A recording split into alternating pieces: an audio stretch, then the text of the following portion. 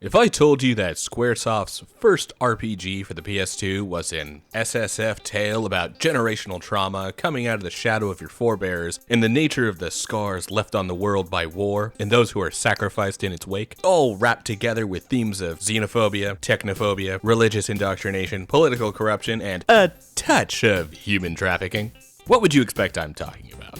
Some unknown title from the Saga series no one's ever heard of? A Star Ocean spin-off, only published by Square, but developed by Tri-Ace. Some poorly received Paradise Eve sequel everybody ignores happened and still wishes for a real Paradise Eve 2. Certainly not a mainline Final Fantasy entry. Square's most mainstream and mass-market, normie-appealing flagship franchise.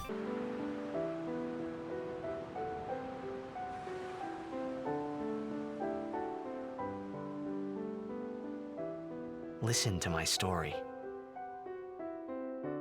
This may be our last chance.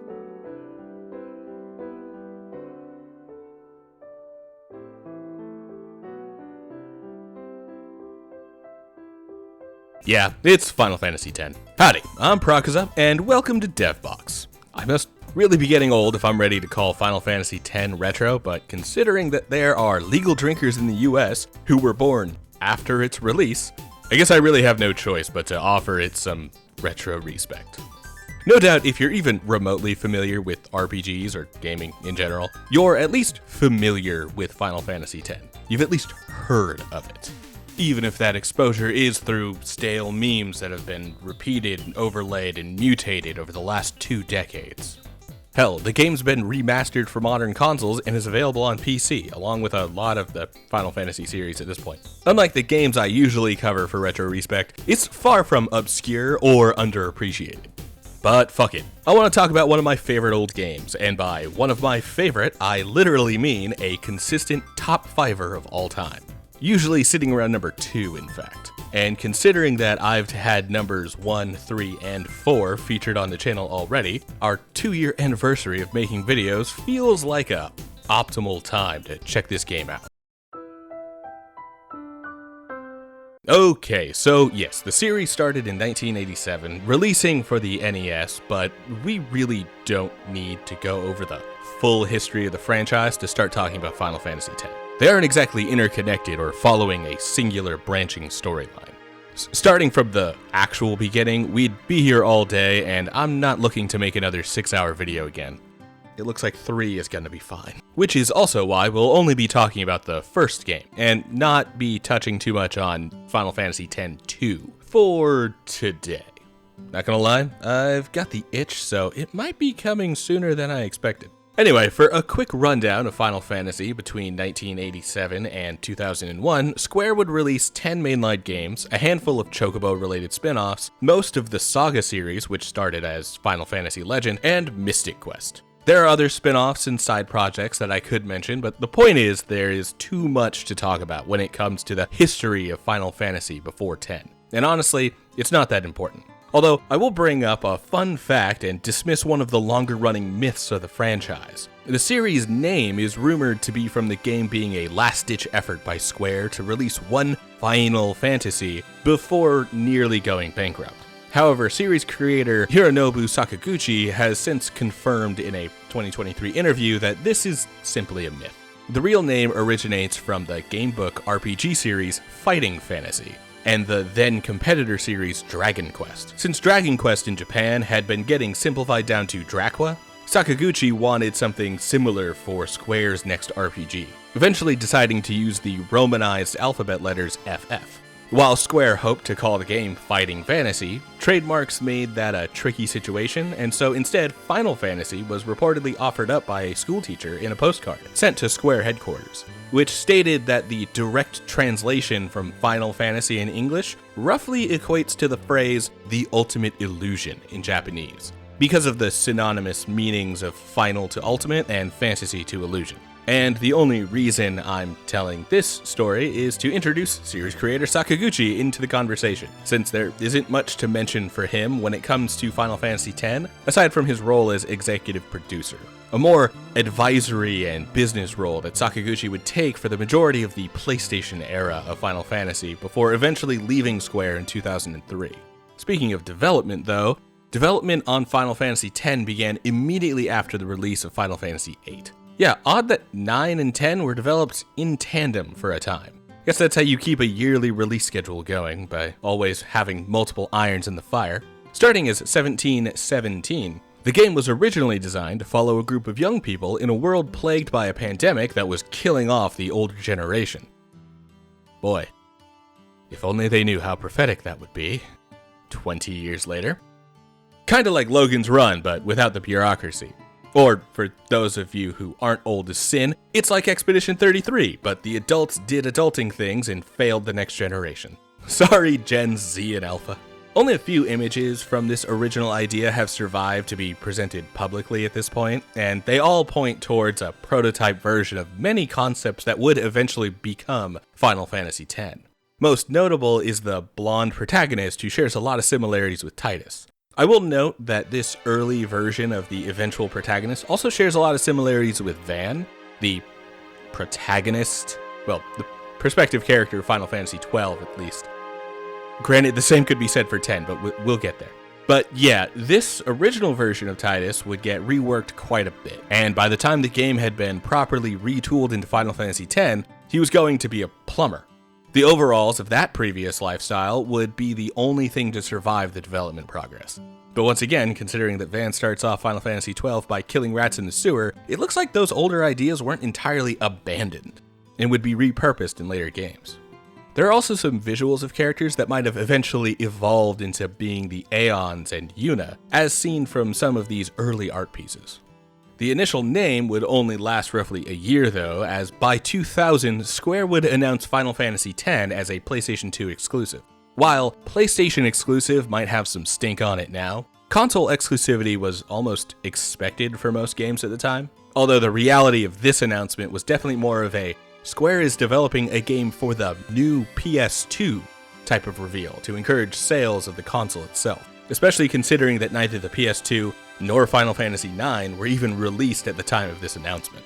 The project itself would be headed by Yoshinori Kitase, and boasted most of Square's A-team, which would be expected for the developer's flagship series. This included some larger names within the company like character designer Tetsuya Nomura, musical composer Nobuo Uematsu, scenario designer Notomu Toriyama, and battle director Toshiro Tsuchida.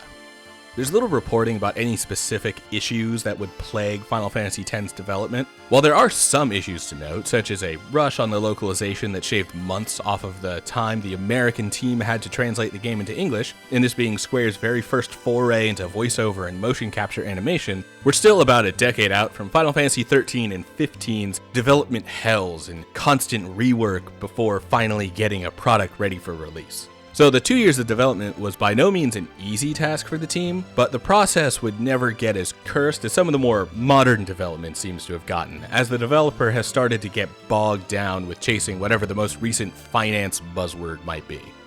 At this point in the company's history, Square was an internationally popular, focused developer and publisher with a mile-long list of successful titles under their belt. That being said, the critical and commercial failure of Final Fantasy The Spirits Within, Square's first attempt at branching into the medium of film, left Square in a tough financial position, before eventually surviving off of a cash injection from Sony buying up 18% of the company's stock. In fact, it wasn't until the eventual success of Final Fantasy X and Kingdom Hearts following that the company would stabilize for the first time in a couple years. So while it might have been business as usual during development, that business was at the risk of bankruptcy and failure for some time during the development of Final Fantasy X. Kind of ironic when considering those rumors about where the title Final Fantasy even came from. Fortunately, the turnaround brought on by Final Fantasy X and Kingdom Hearts being Square's biggest games for the early years of the PS2 would eventually lead to the merger with former competitor Enix, home of the Star Ocean and Dragon Quest RPG franchises. Not gonna lie, I can't imagine the current state of these two franchises without this merger, as lots of Square fans outside of Japan, like myself, might not have ever picked up their later releases without the Square Enix name on them. Although, in that case, the real props should be going to Tri-Ace and Level 5, who developed the first games from Star Ocean and Dragon Quest, respectively, that would release on the PS2, which are also easily among the best RPGs ever made for that console. But hey, those are topics for another time. One of them I really want to make a topic for a video another time. For now, we're still talking about Final Fantasy X, and it's time to hone in on the game's presentation. So, while we could start this section with a conversation about the visual design or the music, two places where Final Fantasy X absolutely excels, I want to start with what many people might consider to be a con, especially if their only engagement with it is through cultural osmosis: the voice acting and localization. Yeah, the English dub at least has been memed to all hell, but I assure you that it's better than the short clips you've heard might lead you to believe. Yes, even that one. We'll discuss that one specifically when we get to it in the story segment, but spoiler alert, this not only makes sense in context, but is very good and will make you cry. Unless you have no heart. You have a heart, don't you? Don't you? That being said, the English dub isn't perfect, though there is a bit more backstory to that than simple incompetence or the state of anime and game dubbing in the 90s and 2000s. According to one of the heads of localization, Alex O. Smith, the localization process was hit with multiple difficulties for Final Fantasy X. For one, the deadline was suddenly moved up from Q1 2002 to Christmas 2001. This isn't exactly uncommon in the industry, but having months of prep time removed with a little notice certainly doesn't make for a smooth development process. Then there was an issue of miscommunication from Square Japan to Square Hawaii to Square Los Angeles, where the localization took place, concerning how exact the audio had to be. Fitting the audio went beyond simply having to sync lips and keep within a few seconds so that the audio and visual don't look goofy next to each other. Although lip syncing was and is an obstacle in and of itself, often involving rewrites for every piece of dialogue that would keep the ending sounds, such as vowels and consonants, that visually make sense. This is how Riku, and several others, get the verbal tick of saying, "you know?" Oh, that really hurt, you know. At the end of a lot of statements, because it was an easy way to end her sentences on vowel sounds, which lots of Japanese words tend to. But the most important factor to consider was how the audio clips had to be the exact same length across both languages. Basically, since the way that the game loaded audio, textures, animations, pretty much everything, if an audio file lasted longer than the allotted time for the Japanese version of the same statement in a cutscene, then it would cause the load order to bug out and even crash the game. One example of the difficulties that Smith gives is how the word "hai" in Japanese should obviously be replaced with the word "yes." But since the S sound lags at the end of the word, it would take about 25 frames to get through the whole word at 30 frames per second. But "hai" would only take about 12 frames to say the same thing, which means that even something as simple as the word "yes" had to be shortened or sped up in some way to make it fit in the allotted frames. That's how specific the timing was, counting literal frames. This is how we wind up with lines like, I wanted to see Yuna's statue too, but I wanted to see it with Yuna by my side. Like, say what you will about the quality of the dub, but under those constraints, the localization team did a fantastic job, with most of the game sounding perfectly fine, to the point that I could only really clock a handful of these speed-ups when I first played as a teenager. You know, the target audience, not a nitpicking adult who hyperfixates on every single error. Additionally, I don't want to skip past this. The voice cast also does a phenomenal job, and Final Fantasy X calls in a stellar cast. I mean, we've got James Arnold Taylor as Titus, though he might be better known these days as the voice of Obi-Wan Kenobi in the animated Star Wars materials from Clone Wars to Rebels. Then John DiMaggio of Bender Bending Rodriguez and Jake the Dog fame, playing Blitzball Boy Waka. And probably the most well-known cast member is Tara Strong as Riku, who, if you grew up in the 2000s, you'll recognize as the voice of every cartoon character to ever fucking exist, from Timmy Turner to Raven in Teen Titans. And if you're chronically online, then you probably wish you only knew her from her laundry list of characters. However, on the other end of the audio spectrum from the voice acting is the music, composed by Nobuo Uematsu, the longtime composer for the Final Fantasy series, in collaboration with Masashi Hamauzu and Junya Nakado. This would actually be the very first time for the mainline Final Fantasy franchise that Uematsu would call in support to fill out some additional music. As with any game in the series, there are obviously a handful of individual songs that stand out in Final Fantasy X. To Xanarkin is an all-time classic, perfectly setting the atmosphere for not only the somber journey that the main cast is on, but also hitting hard on the atmosphere of the lost dead city of Xanarkin at the end of the world.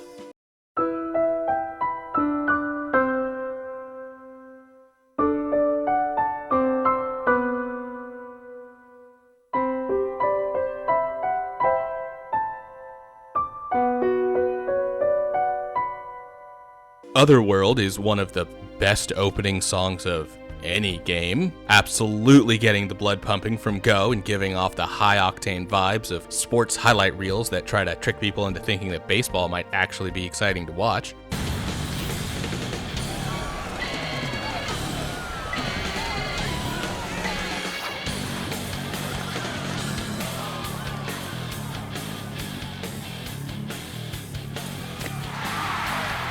Then there's Suteki Dane, which is such a beautiful companion to the best moment in the entire game that if you don't have a physical reaction to hearing it, accelerated heartbeat, tightening chest, goosebumps, what have you, then I fear you may have no heart.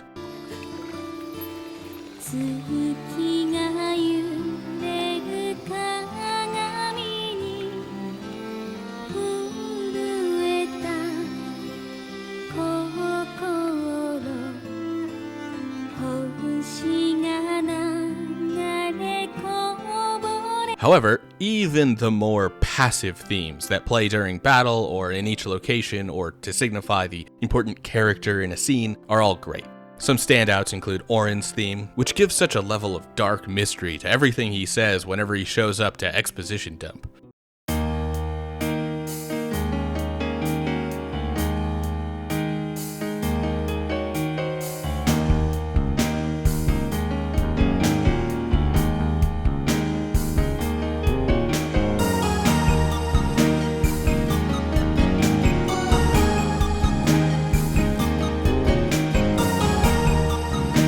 Then there's the Cloister of Trials theme, which almost gives a Professor Layton type of feel.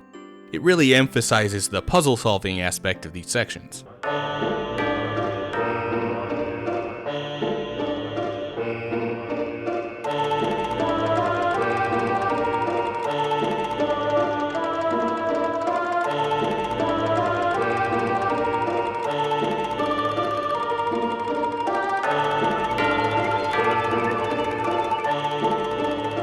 And then the Blitzball theme, which gets the blood pumping for, once again, high-octane sports action.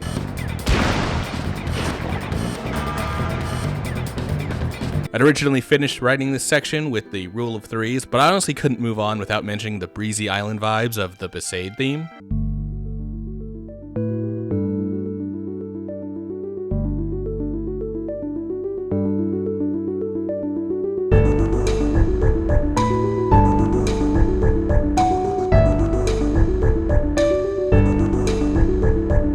It's an early location and offers the first moment of pleasant respite after the carnival of horrors that is the first few levels of the game for Tidus. And the peaceful strumming really sets the mood for this to finally be a place where the tides are turning in a beautifully pleasant way. Now, it's hard to pick out Uematsu's best work and make a claim on which soundtrack is his strongest, especially now that he's retooled so much of his older music with the Black Mages, so that songs like Matoya's Cave isn't trapped in the MIDI era against the higher quality synthesized music of Final Fantasy X. Still, this does stand high among the Final Fantasy series for some of the best tracks in the series, and stands firmly as my personal favorite, though I do understand exactly how subjective that assertion is. Finally, we can't leave the presentation off without talking about the graphical design of Final Fantasy X. While a few pieces of swaying grass and a handful of individual hair strands might not seem like much now, this was an unheard of amount of fidelity for games back when 10 dropped. Releasing only a year after the console it was for, Final Fantasy X would be the benchmark for what the PS2 could do as far as visual fidelity.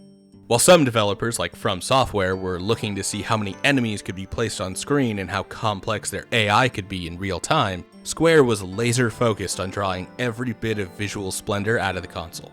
Of course, it's really easy to make the entire world look beautiful when you don't have to worry about too many moving parts messing up that world, such as the enemies and player party all staying on their specified sides of the field during combat. Hell, even the camera when exploring moves on its own terms. That being said, this moving camera on its own is new for the franchise. Gone are the days of the old 2D pre-rendered backgrounds, and welcome to the age of 3D environments for the characters to actually walk around through. To note, there are still some pre-rendered backgrounds in specific locations, mostly in the inns and temples, as well as one later location that we'll get to. This is a bit of a double-edged sword, as pre-rendered backgrounds can better hold the visual style and artistic intent of the level designers, but the introduction of fully rendered in-engine 3D environments does allow for a level of cinematography that wouldn't have been available in the classic rendering style. Personally, I do think that the sacrifice in the fidelity of pre-rendered backgrounds is worth it for the option for a more cinematic control of the camera, even in a non-action game like Final Fantasy X. However, this level of sweeping cinematography doesn't really offer players any control over that camera, but the controls are fluid enough to not really need to worry about transitions from one perspective to another. Also, Tidus maintains his momentum when moving into a new camera angle, so as long as you don't change the direction of the D-pad or analog stick, the character will continue to progress in the same direction he was previously going, even if the new angle doesn't match to the exact direction you're holding. Then there are the pre-rendered cutscenes, which are still incredible and stand up fairly well to the modern standards set by FMV studios like Blur today. Of course, that certainly has a lot more to do with the fact that fewer and fewer games bother with pre-rendered FMVs outside of trailers and opening cinematics. Which, can we all agree to not hype up cinematic trailers that in no way showcase what the game is going to actually be like? Whatever, that's a rant for another time, but I'll leave it at least Final Fantasy X makes good use of these FMVs to punctuate some of its best scenes with the beautiful visuals they can draw out, but not have to render in real time on the PS2. Otherwise, a lot of the design of these cinematics comes down to event director and scenario writer Matomu Toriyama, who headed the team responsible for most of the individual narrative moments throughout Final Fantasy X. So yeah, Toriyama and the animation team really nailed it with these moments, even if most of them are pretty simple as far as the action is concerned, but many add an extra oomph to the narrative impact. As for the characters themselves, these were designed by Tetsuya Nomura, already a mainstay for Square up until this point, having designed the casts of Final Fantasy VII and VIII. Nomura's realistic style is very present here, but so is his attention to detail when it comes to costume design. A few great examples include Tidus's asymmetric overalls, surviving from that part of the design where he was originally a plumber, eventually being reworked into an underwater sports outfit. Lulu's dress made almost entirely of belts, which was actually such a problem to animate that in the cinematic FMVs, animators often wouldn't even bother to show her bottom half, or have her move in any significant way. Yuna's outfit that modernizes a kimono with sleeves that are disconnected from the body of the dress, which is now backless and has a slit up the side to reveal thick black boots more suited for the journey she's heading on. There's definitely a bit of a bias for these character designs, with the men getting to have sporty or warrior-based outfits, while the women find ways to show a bunch of skin. It's not extremely egregious, as a kid I never even noticed how odd it was that you can fully see Yuna's bra and completely exposed back in what is otherwise a kimono, but it does become obvious at times with characters like Lulu. And the ogling will also be much more apparent with the cinematography that loves to focus on the more developed parts of these women. Or still developing. It was a nice time to be a teenager in the early aughts with this young adult cast. Awkward talking about it now in my 30s, but I'm no longer the target audience for these scenes. Red-blooded cishet chronically online American male as I might be, Expedition 33, this is not. So yeah, the presentation is great. But beautiful as the game might be, that doesn't mean much if it doesn't play well.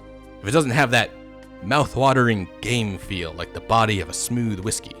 Hey, it's an abstract, subjective feeling, but you know it when you're in the presence of it. What else can I compare that to than the mouthfeel of a cold liquor with a hot, smoky finish? So, Final Fantasy X is split up into roughly 3 separate modes. If you get really into the nitty-gritty, you could easily subdivide this into dozens of different screens, all with different purposes, but for the most part, you can generalize these into exploration, combat, and minigames. Starting with exploration, this is likely the simplest form of gameplay. Even with something as grand as exploration to describe walking around in Final Fantasy X, the game is mostly a linear progression from dungeon to dungeon, divided up by various cities and narrative beats that play out as you reach new milestones on the journey. This is actually one of the more prominent moments where Final Fantasy X marks the end of the Final Fantasy 1 through 9 era, as we will no longer explore a larger overworld with little landmarks on the implied topography that denote the entrance to a town or dungeon that are more freely explored, even if actual forward progress is often gated between a specific order of operations or unlocking a certain vehicle.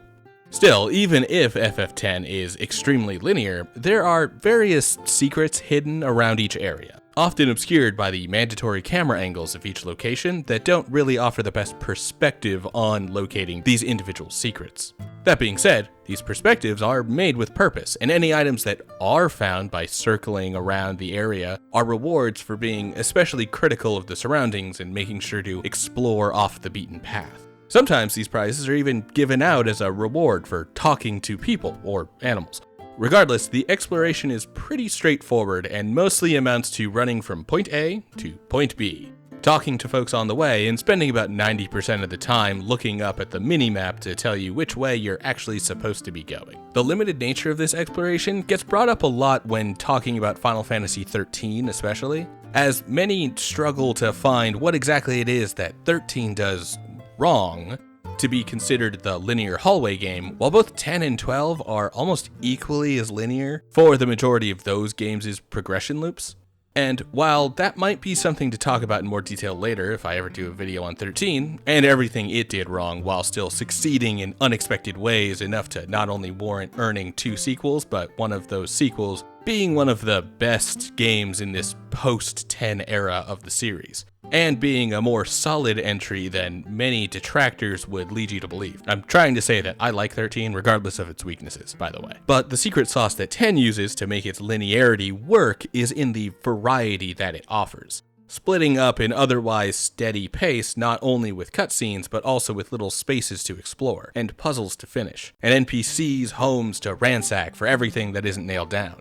It's about those in-between moments, the calms before diving into another dungeon, and of course the narrative beats that punctuate them, all of which makes the exploration a joy, even if it is ultimately following the minimap from point A to point B. Up next is something that is only really a minor aspect of the main progression of Final Fantasy X, but dominates the late game, so it's worth giving its own mini segment, which works well because we're talking about mini games. Several areas around the world have their own associated minigames, with some that follow the player around to multiple locations. These ones, found across the entire game world, make up everything from the Cloister of Trial puzzle dungeons that block off access to the major Aeons picked up throughout the game, to Blitzball! I have a positive association with Blitzball, and very much enjoyed playing it. It's kind of like 2000's NFL Blitz or Madden, but streamlined down to individual player interactions like blocking, passing, and shooting. But we'll get to the specifics of that in a bit when we reach it in the story. Prepare for that to be a long wait. In classic Square fashion, however, for every minigame that is given all of the love and care in the crafting process as Blitzball, we get Dodging Lightning in the Thunder Plains. Something I don't even want to put on screen for too long because I don't want to kill my photosensitive viewers. Or me for that matter, while editing. No seizures, by the way, but minor headaches, and if it goes for too long, then it can turn into full-blown migraines, if I'm not being careful. But yeah, not everything is a 100% hit. In fact, a lot of the minigames are only worth doing for the rewards they offer, rather than the fun of engaging with them on their own.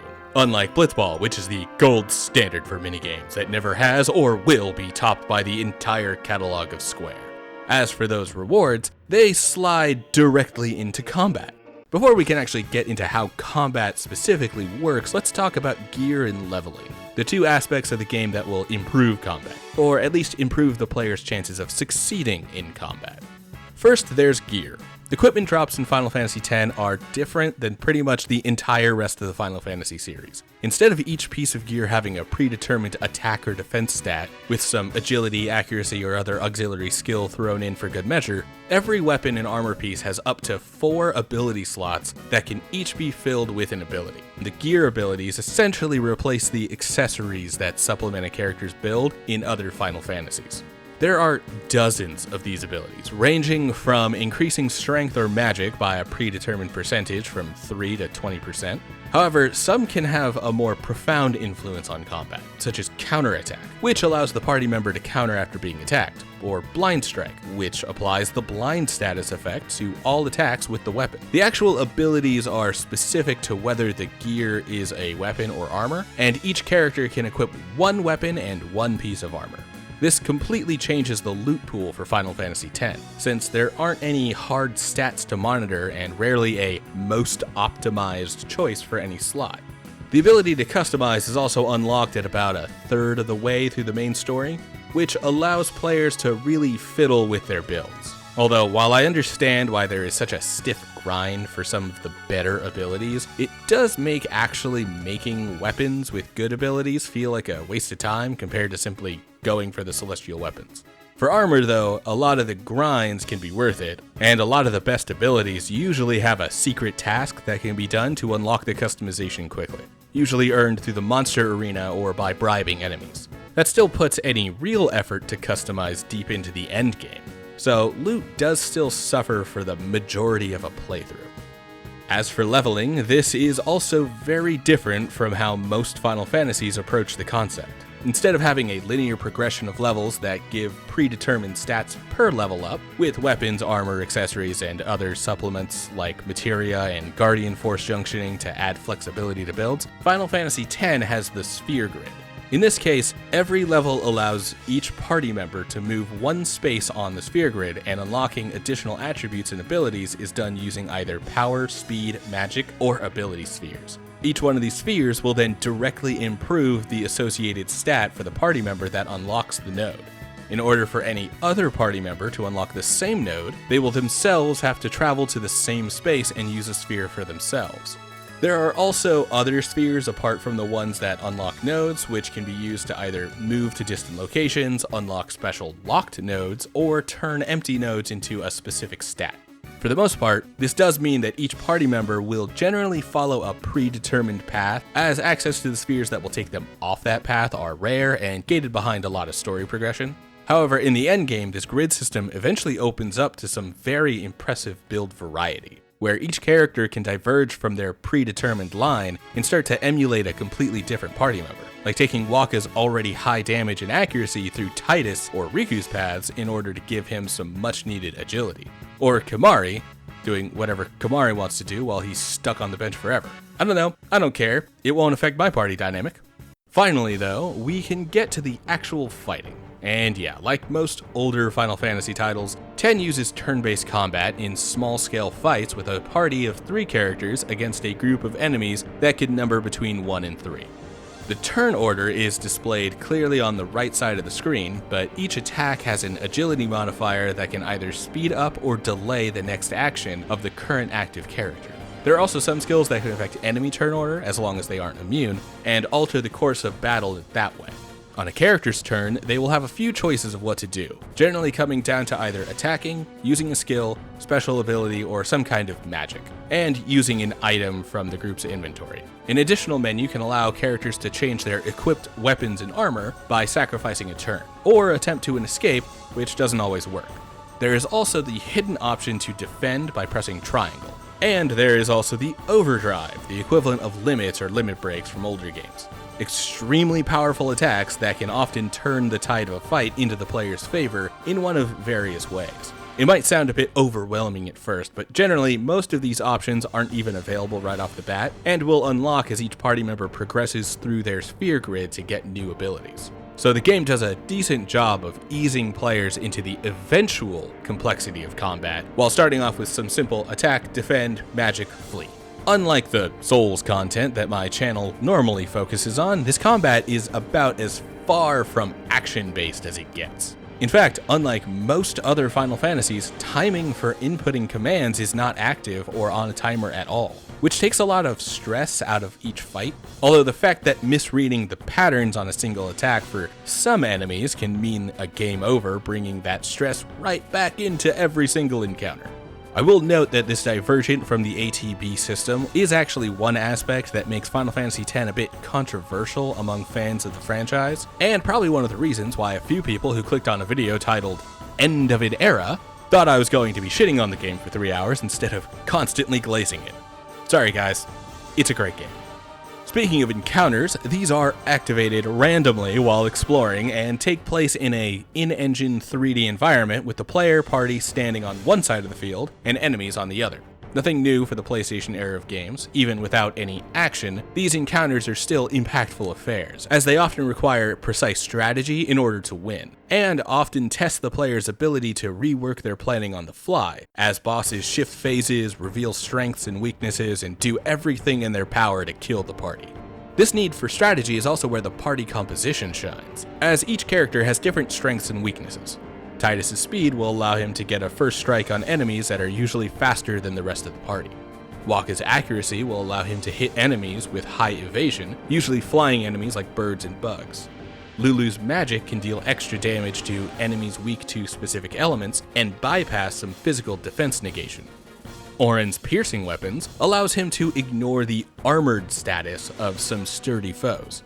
Riku's steal and use allow her to rob from enemies and use stolen items against them. She also can auto-kill certain later game enemies for story reasons. Yuna is the white mage.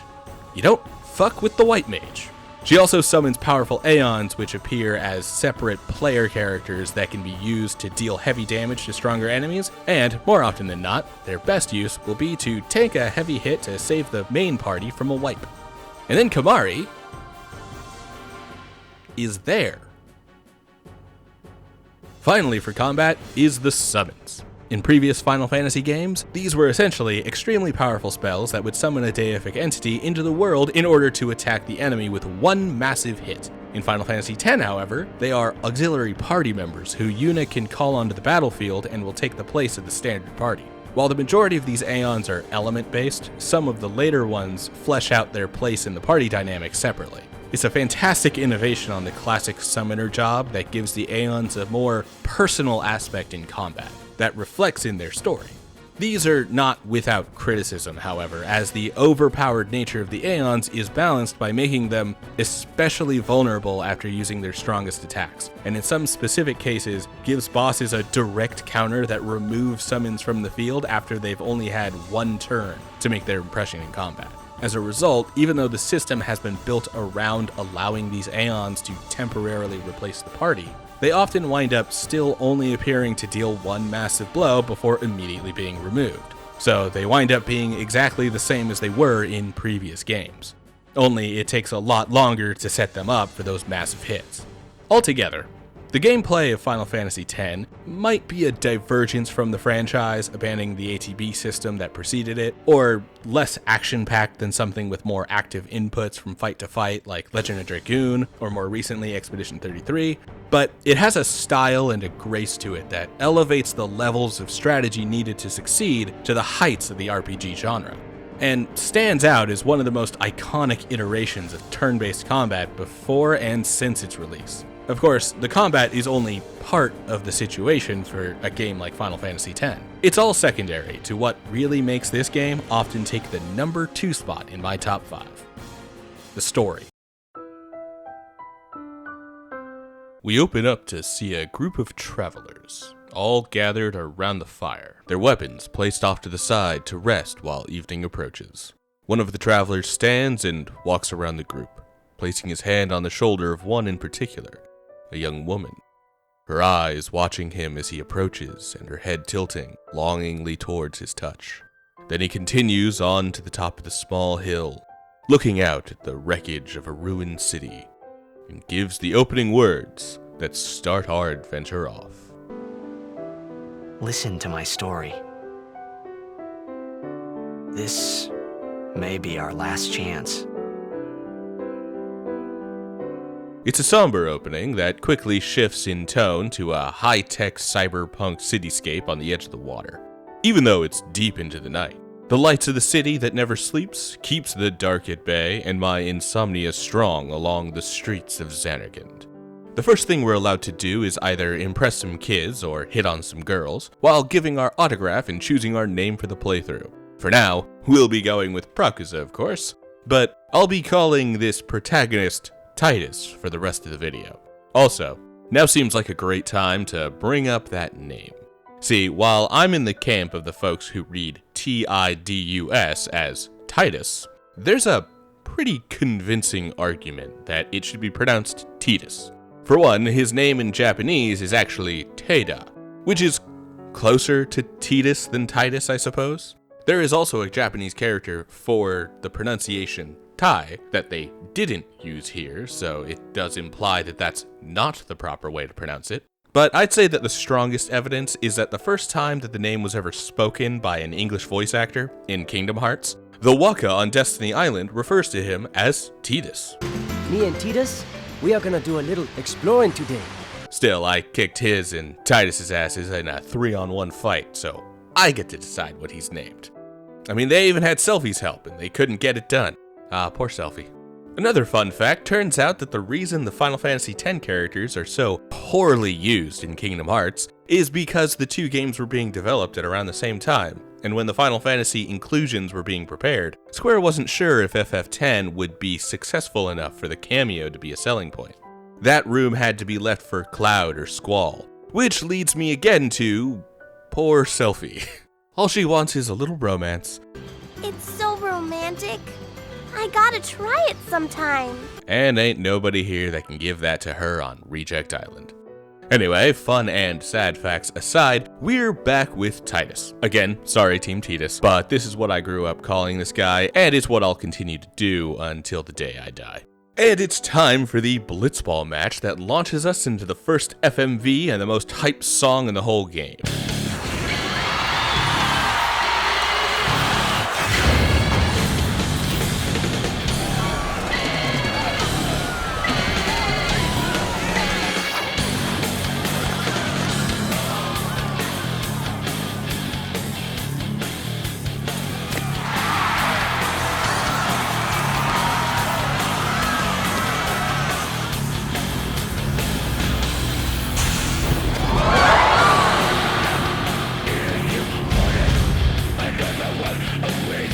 I have no idea how long I'll actually be able to play that video for without cutting into the audio, but I do want to throw in a quick shout out to Uematsu's soundtrack, but also Bill Muir of Till I Die for providing the vocals.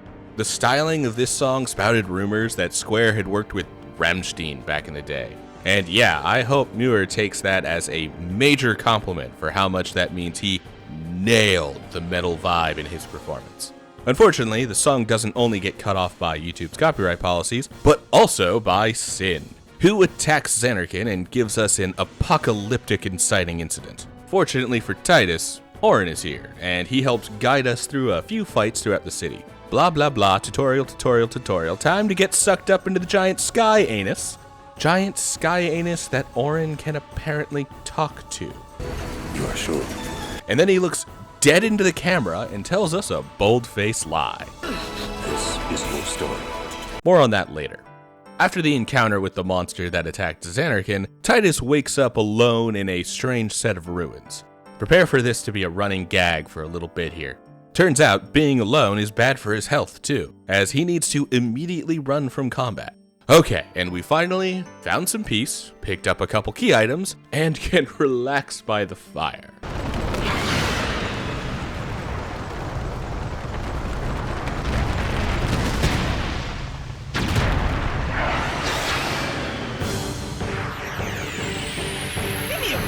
Or not. Looks like we're not getting out of this fight like the last one.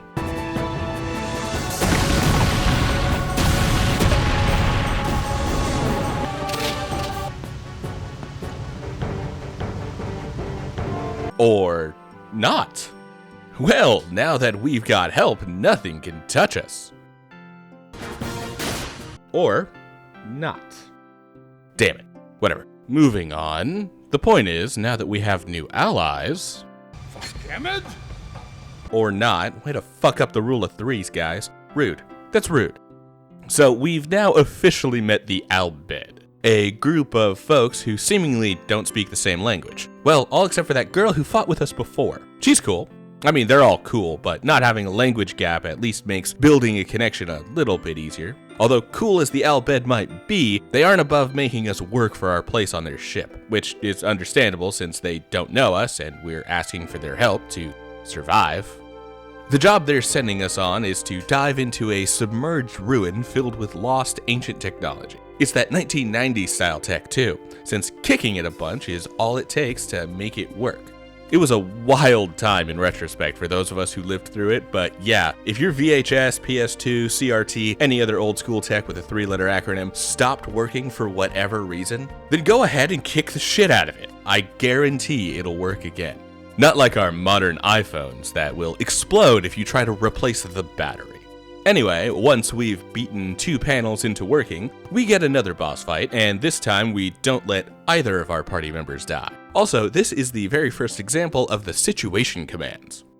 In this case, it lets us get a pincer attack off on the boss, which means he can't run away anymore and we can team up and finish him off. With the boss fight finished, we can see what we worked so hard to uncover. Though it's a little hard to make out under all of the rubble with the layer of grime over everything. It looks like we maybe uncovered an old boat of some kind, or maybe a bigger ship.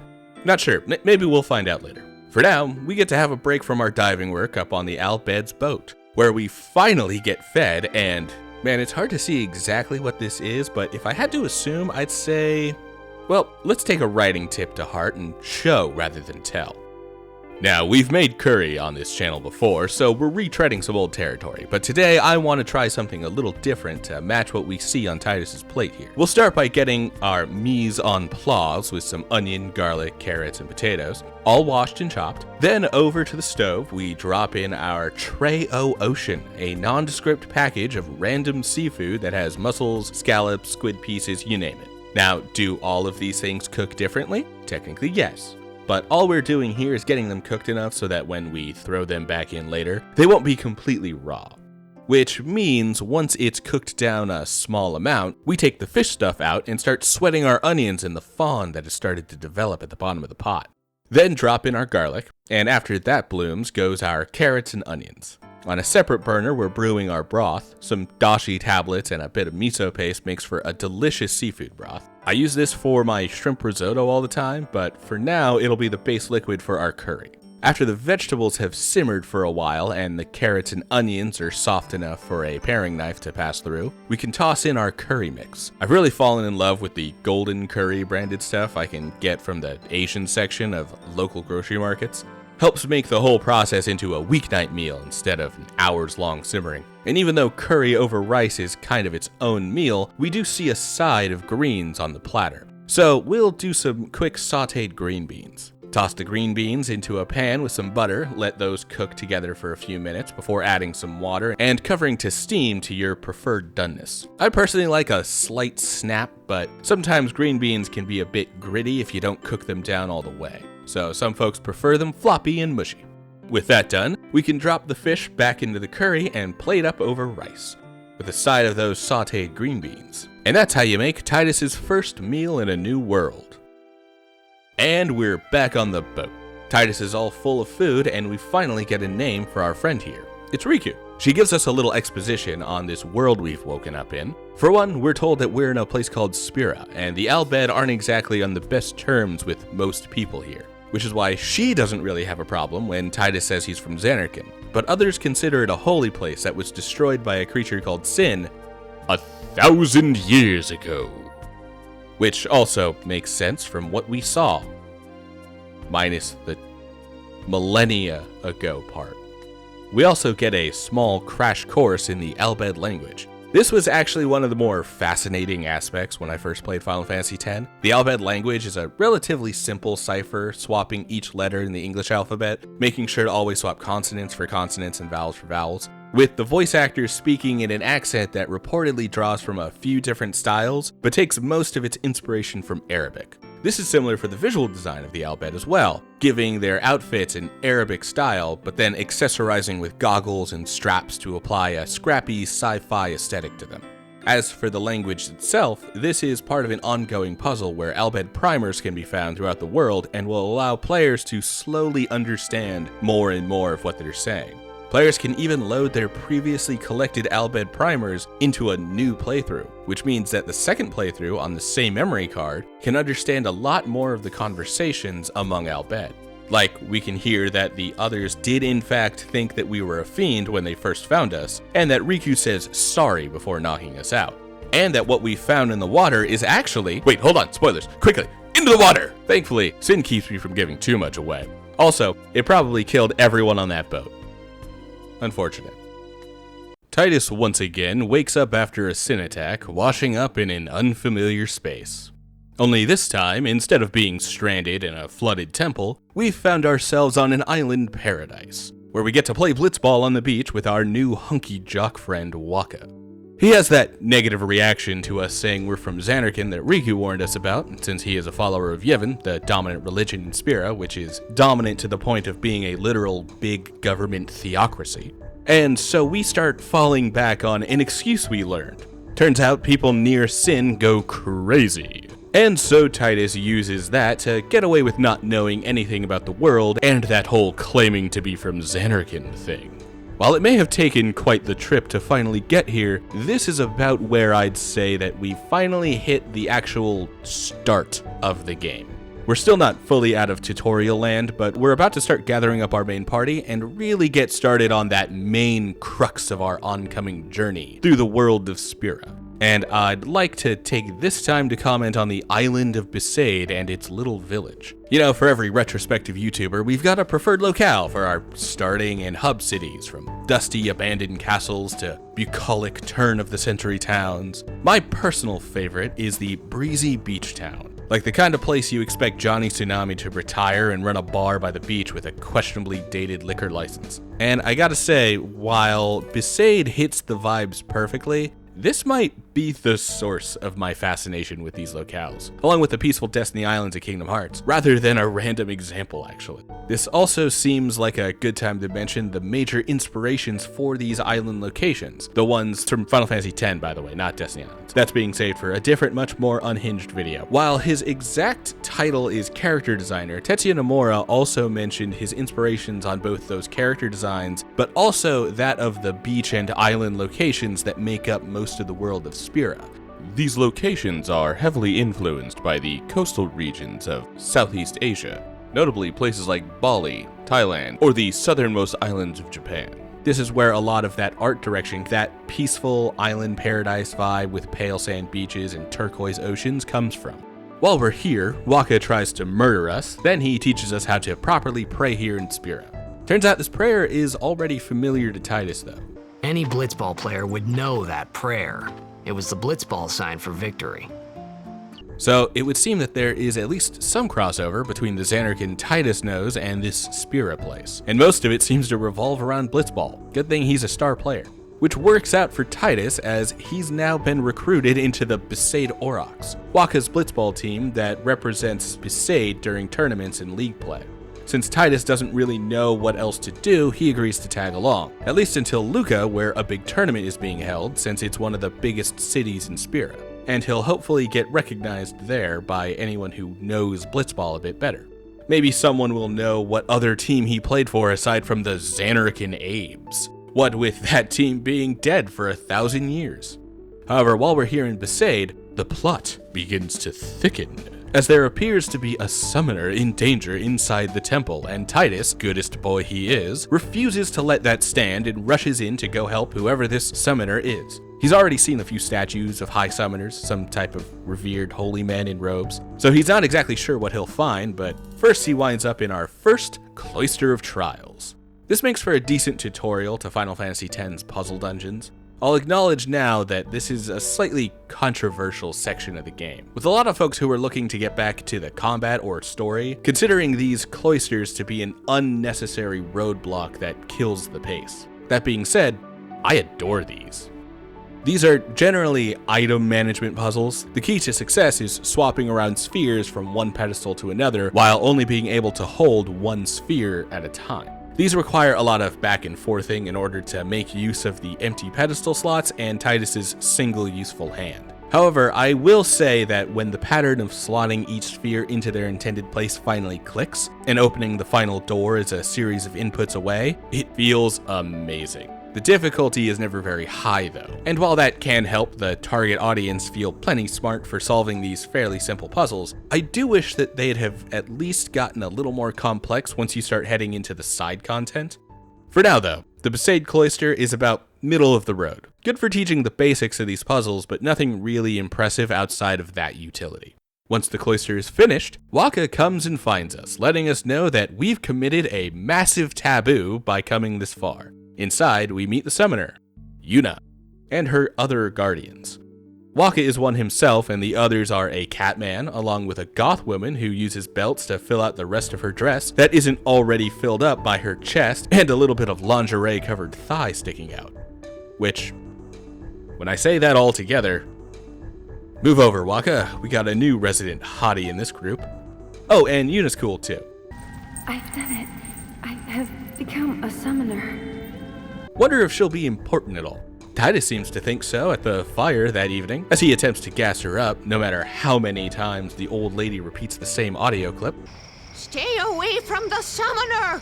Still, Titus and Yuna hit it off pretty well for their first conversation, and it turns out that we're all going to be traveling companions in the morning. Before morning can come though, we need a couple odd moments.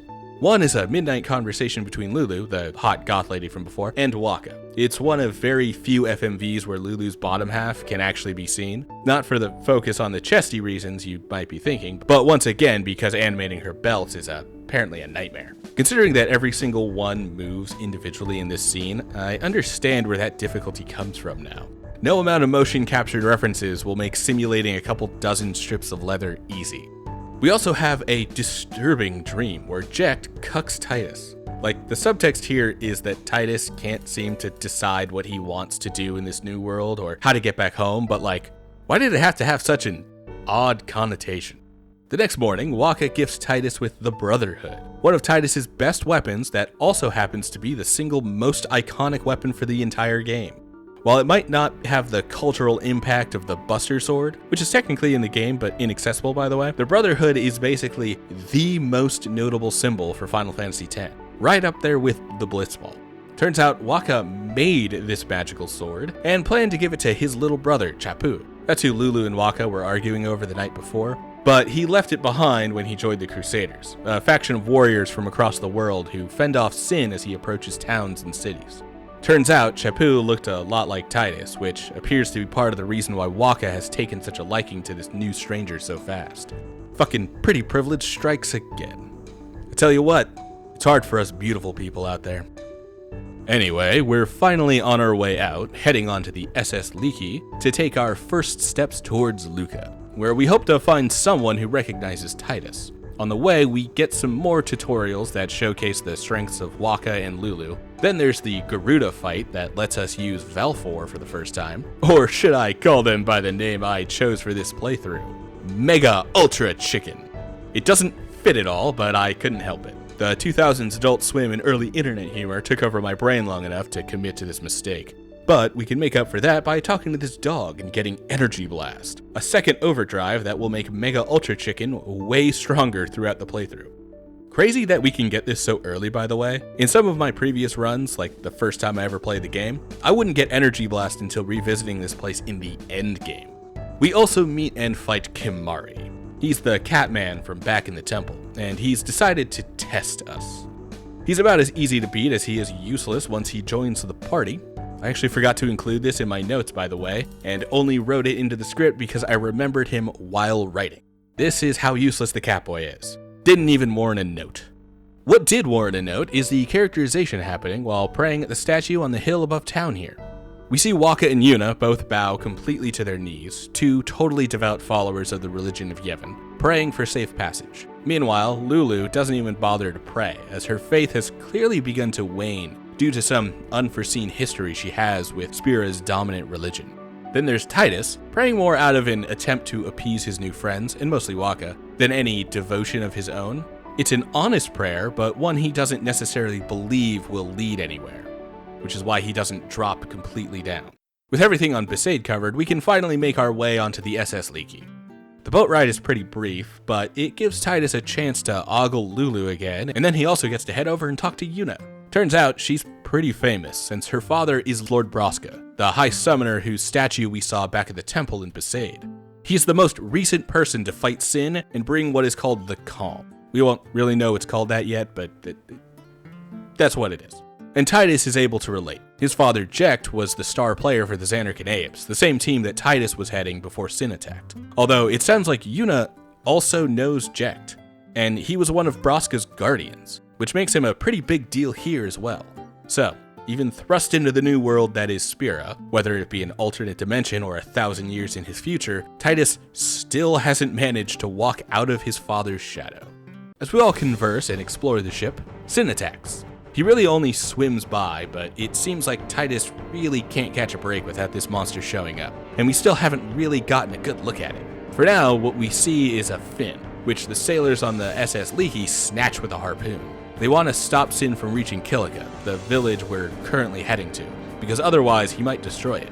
We fight Sin as best we can, and Mega Ultra Chicken does the heavy lifting with Energy Blast. While the Overdrive might go burr for the in-game combat, it doesn't exactly put much of a dent into the monster that is Sin.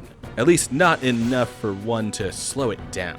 Guess that's why the Crusaders still haven't killed this thing in their 800 years of existence. For us, even after taking out an underwater Sin spawn with Waka, there's not much our group can do to deter Sin's stampede towards Kilika. So as a result,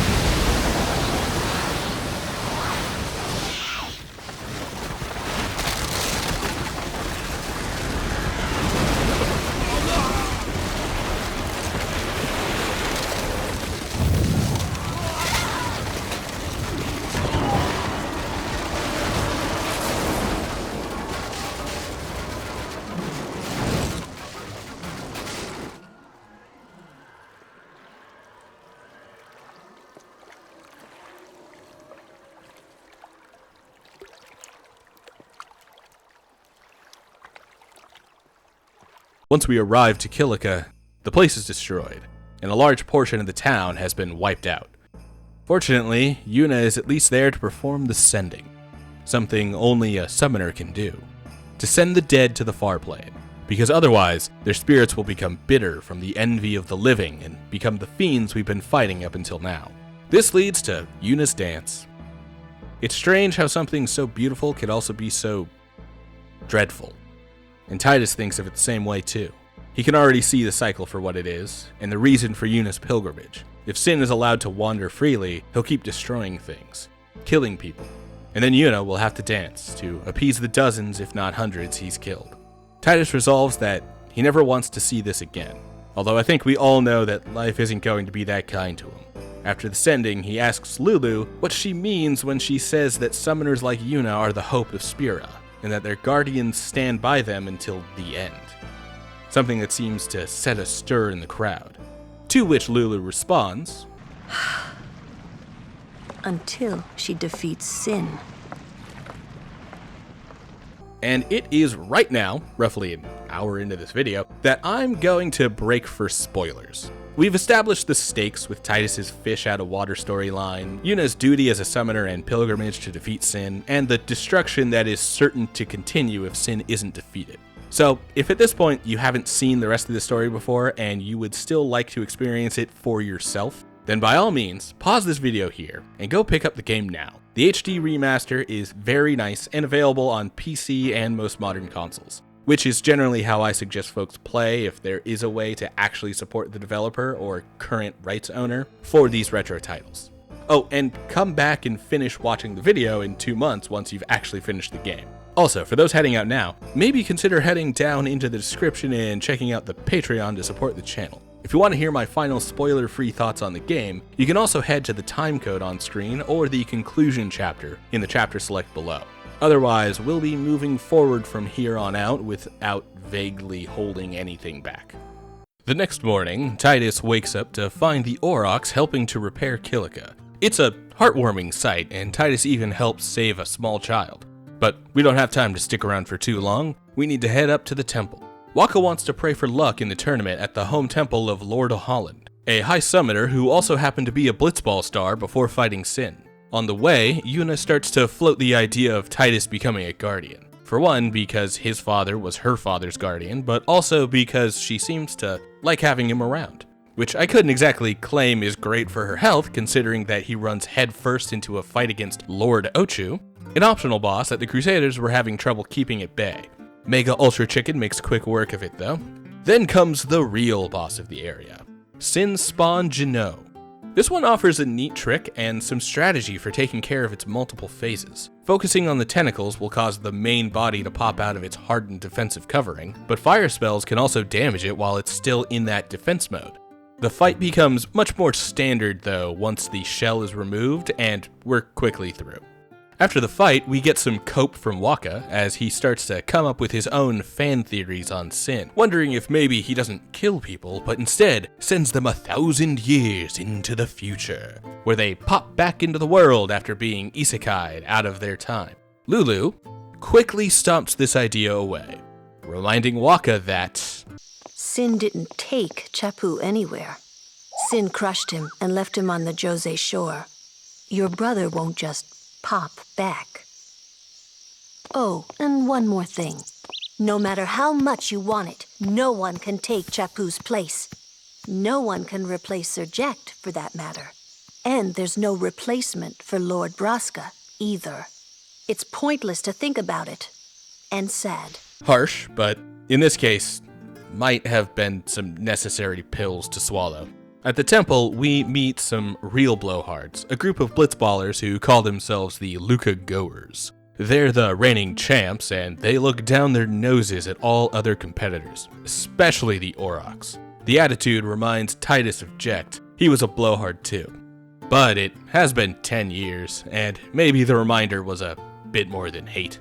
We pray for victory with Wakka. Inside the temple, Yuna prepares to commune again with the faith to receive another Aeon, but we run into another summoner on the way, Donna, a real heel who seems to enjoy scoffing at her competition for the high summoner role and attempts to take Yuna down from her own pilgrimage, claiming that the job is already handled.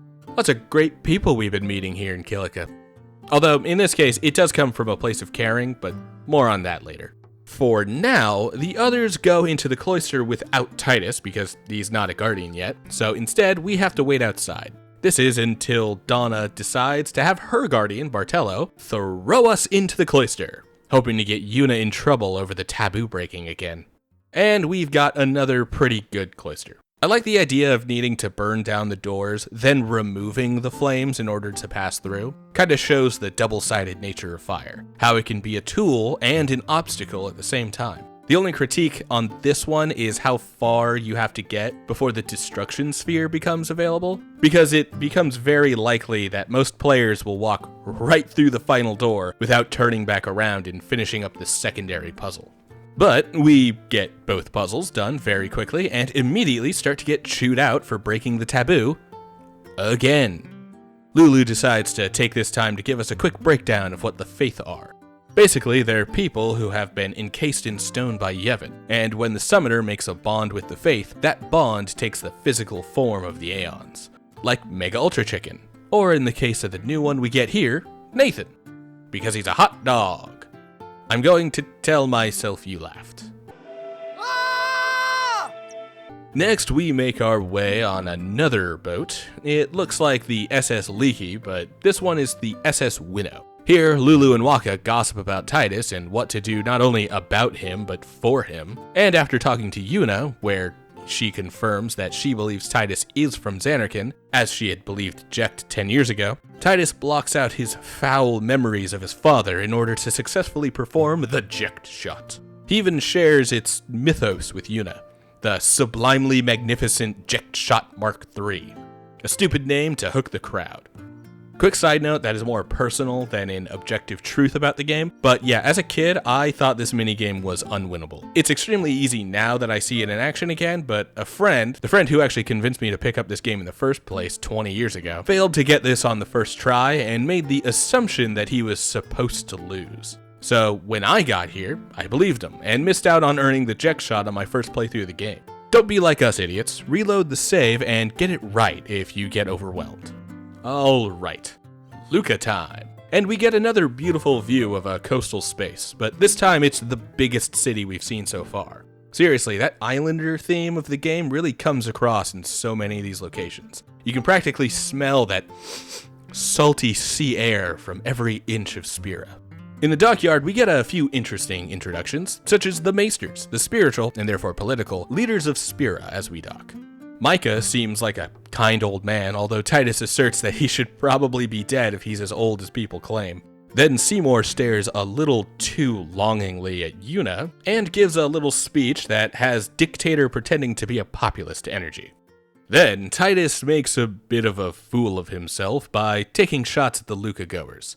It's cringe, but we love our cringe boy. Although the shots of the team's flags does give us a good look at how the team logos are designed, with their names written into them in the Spiran alphabet, which is a stylized version of the Roman alphabet with spherical and swirling shapes incorporated into each other. We've also been seeing the logo for Titus's Zanarkand Abes this entire time, as it is the symbol on his necklace and the back of his overalls. It's also tattooed onto Jecht's chest. Gotta say, one of these two seems a little more committed than the other. For now though, it's time for us to prepare for the Blitzball tournament in the locker room, where Keepa won't move his fat ass and let me grab the fucking Jupiter crest. Not important, not that I can do anything with it yet. But still, I want it! Waka also announces that the Aurochs have been seeded, which means we only have to win 2 games in order to get the win in the tournament. Something that can actually happen in future tournaments, but rarely happens for me in this playthrough. In the meantime, though, Yuna takes Titus to go find Orin, who has supposedly been seen in a sports bar nearby. Titus can feel it's the same Orin he's known since he was a kid, and Yuna claims that he was her father's guardian alongside Jecht, so it could be worthwhile to try finding him now. In the bar, we all get distracted as Kimahri runs into Biran and Yenke, a pair of Ronsos who bully Kimahri. We won't find out yet, but Biran is actually responsible for breaking Kimahri's horn. Either way, Kimahri doesn't take kindly to the shit-talking and lays one of them out. I'd say which one, but I can never remember which is Biran and which is Yenke. In the tussle, did I just write the word tussle? Fuck, I'm old. Yuna gets captured by the Albed. They claim they've stolen her in order to get Waka to forfeit the Blitzball game. Didn't think the Albed were dirty cheats like that, but Waka has to hold back trying to get any goals while the rest of us work towards freeing Yuna. This also means that Titus is left out of the first Blitzball game of the tournament. This leads us to our first time fighting Albed Machina enemies. Love the designs of these little guys and their asymmetry with the one big arm all over on one side. This also won't be the last time we fight Machina like this, by the way. As we continue through, Waka continues to delay the Blitzball game and takes a hard hit that almost knocks him out in the water. It's looking rough in the arena, but hopefully he can hold out until we've got Yuna back to safety. To do that though, we'll have to jump on an Albed boat that is currently peeling out of the docks. We get to see Titus and Kimahri make the jump, but like, how does Lulu make it? Not important. What is important is that this looks like the boat that saved Titus before. But we don't really see any of the same people while we're here. Instead, we fight a Blitzball shooting Machina by ripping its head off with a crane and freeing Yuna. We get some more exposition here as Yuna then tells us that her mother was Albed, and that she'd hoped to meet her uncle Sid if she ran into more of them. Lulu then confirms something we could have assumed at this point, but is solidified now. Wakka holds a deep prejudice against the Al Bhed due to his heavy faith in Yevon conflicting with the Al Bhed's atheism and heavy leaning towards the sciences in general, but Machina specifically, which is fully outlawed by the teachings of Yevon, and implied to be the very source from which sin emerged. Sin, the giant fish monster, not sin like the concept of evil. Interestingly, while we've been here in Luca, we even get our first look at the hypocrisy of Yevon, who claim to deny all Machina but still continue to use the same Machina in order to keep the Blitzball League running, including some parts as large as the Blitzball Arena itself, but also the live televised broadcast of the game with commentary powered by microphones, speakers, and video displays. Apparently, this Machina is allowed, because sports, much like in the real world, offer a level of community entertainment, and, most importantly, for 10 minutes at a time, the worries of the world all melt away. I might not be much of a sports guy myself, but I at least get that part of the appeal. With Yuna freed, we signal to Wakka that he can go ahead and win the game, and he makes his goal. We'll get over how insane his score actually is here in the future, but yeah, he makes a single goal and wins the game. A real low-scoring game here, which tracks considering that Blitzball is actually based pretty heavily on association football, or for my American audience, soccer. Why we're the only country to call it that, I will never understand, but I'm sure it has something to do with pirates, like our dedication to imperial unit measurements. As for the soccer inspirations, two of the most iconic are directly pulled from the most iconic shots in soccer, with the final hit of the Jack shot being a jumping volley, and Blitz Ace / Sphere Shot incorporating a bicycle kick. Also, creative director Kitase basically made the whole thing himself because he was having fun and essentially made something he'd want to play. We'll talk a lot more about it once we get to celestial weapon hunting, but yeah, Blitzball is great, and I'm very glad that Kitase got the development bug to build it. Once we return to the locker room, Wakka has to sit out for the first half of the game against the Luca goers, with Titus taking his place among the Aurochs. Surrounding these mandatory games, we also hear the announcers' voices for the only times, even if we do continue to engage with more Blitzball outside of this tournament. And one of them is voiced by Tom Kenny. The horrendously ill-fated Besaid Aurochs! So yeah, SpongeBob is one of the announcers for these matches. Now, for our participation in this game, the key to winning is a bit of luck, and also making sure to have gotten the Jack shot on the SS Winnow. With that, we get one free shot per half that is almost guaranteed to succeed. Like, it isn't required to win, but it definitely makes it a lot easier. But there's only a limited time to get the Jack shot off, since a couple minutes into the second half, Wakka rejoins, taking over for Titus, who is sad to play second fiddle, but he knows that this is Wakka's show anyway. It's partially a moment of growth, with Titus learning some humility, but it is also him withdrawing from Spira, because yeah, this is Wakka's show, not his, because this is Wakka's world, not his. After the game, the arena gets attacked by fiends, the same Sahajin that we fought back in the starting temple.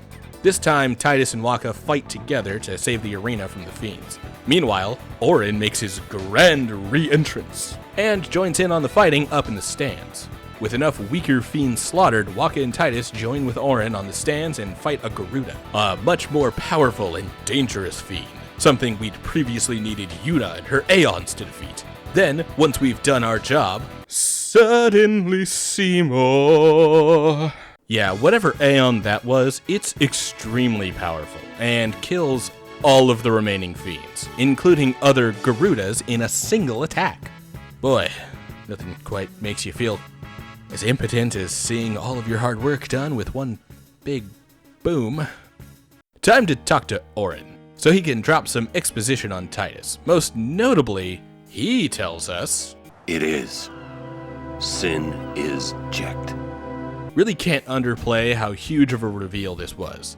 Like, this was 2000s gaming's version of the Vader reveal from Empire. And not only because of how similar the two are, but this also sets up for the major point of drama for the remainder of the story and redefines our relationship to the antagonist, namely Sin, Titus's father. In the meantime, Wakka celebrates with the Aurochs, handing off the trophy to them for winning the tournament, and officially retires as he fully takes on the role as Yuna's guardian, with nothing left to weigh him down. As for the rest of us, Auron offers his services as guardian to Yuna, on the condition that he's a package deal alongside Titus. Considering that Yuna wanted him to join anyway, because she's starting to catch feelings, it's a pretty easy yes. Finally, before leaving Luca for good, we get the scene. If you know anything about Final Fantasy X, then it's probably this scene. It's been memed on for years and often gets brought up in the sub v dub debate, usually without context. In context, this is one of the best moments in the game. We've already seen how tortured these kids are, the weight of their parents' shadows hanging over them. That weight has even followed Titus from Zanarkand to Spira and only grown larger. Large as Sin, in fact. And that dude's huge.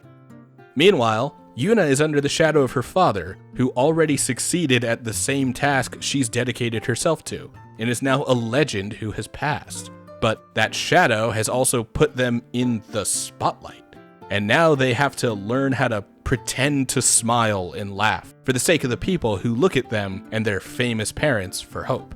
I learned to practice smiling when I'm feeling sad, you know.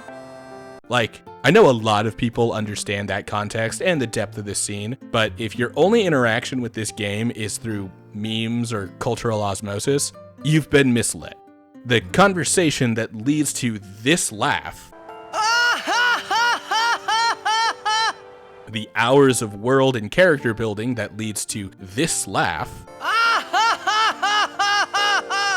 it's all built to this pleasant moment between these two, and pays off with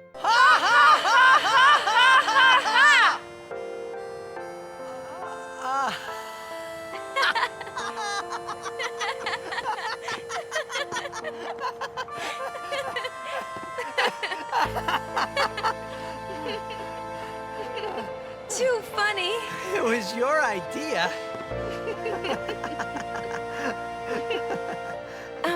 Thank you. Huh? I want my journey to be full of laughter. Then we get to head onto the Mi'ihen High Road, a super long singular route with 0 actual detours or winding paths, only a collection of small alcoves with random items, lore drops, and an incredibly important fight. Oh, and there's also a tutorial that makes Auron seem awesome and accidentally shits all over Kimahri, because it's really teaching about the piercing weapon ability, which is able to deal damage to armored enemies like the Raldo here, and Auron's weapons all come with piercing by default. But you know who also starts with piercing on most weapons?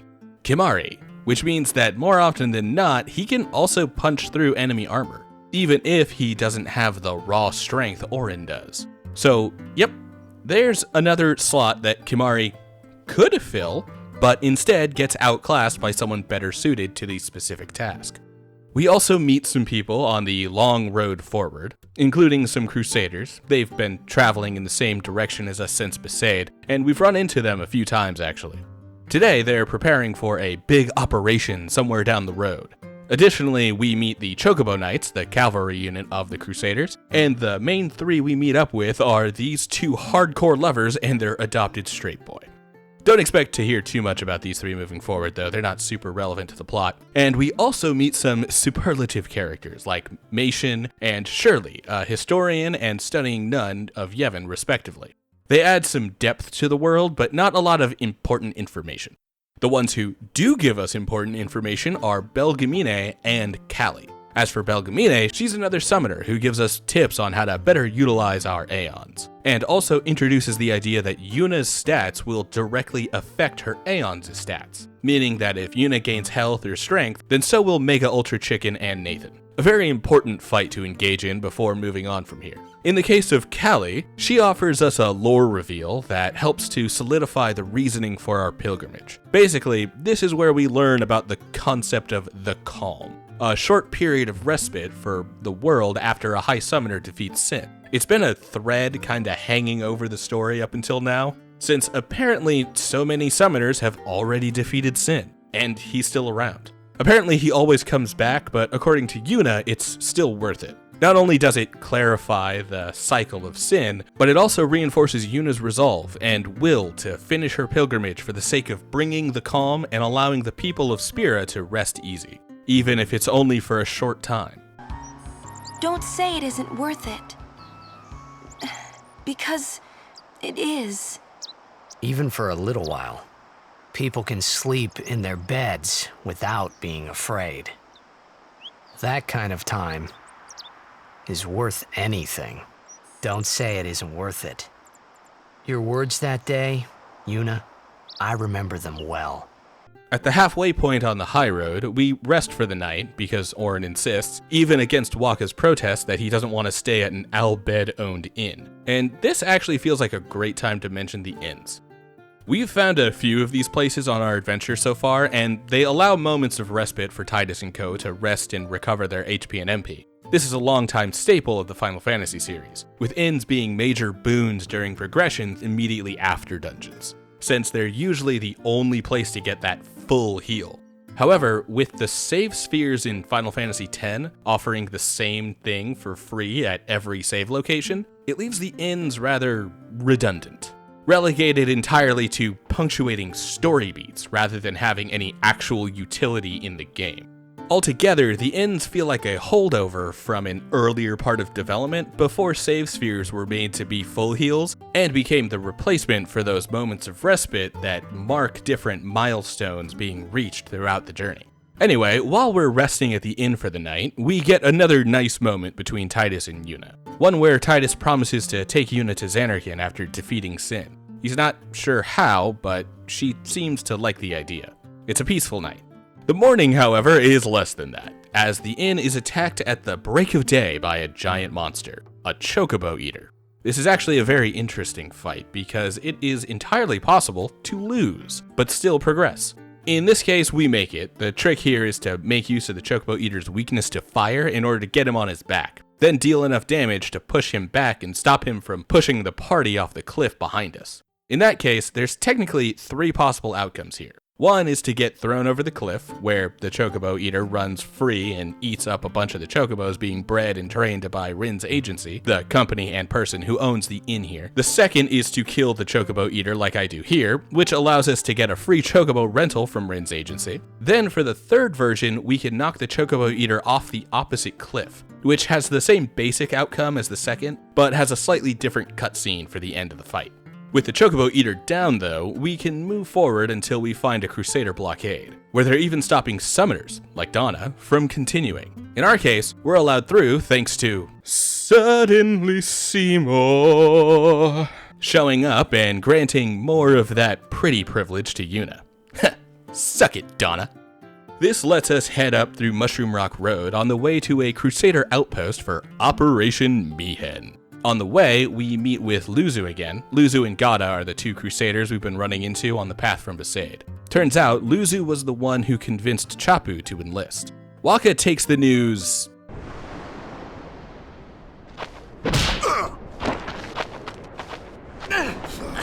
Wakka!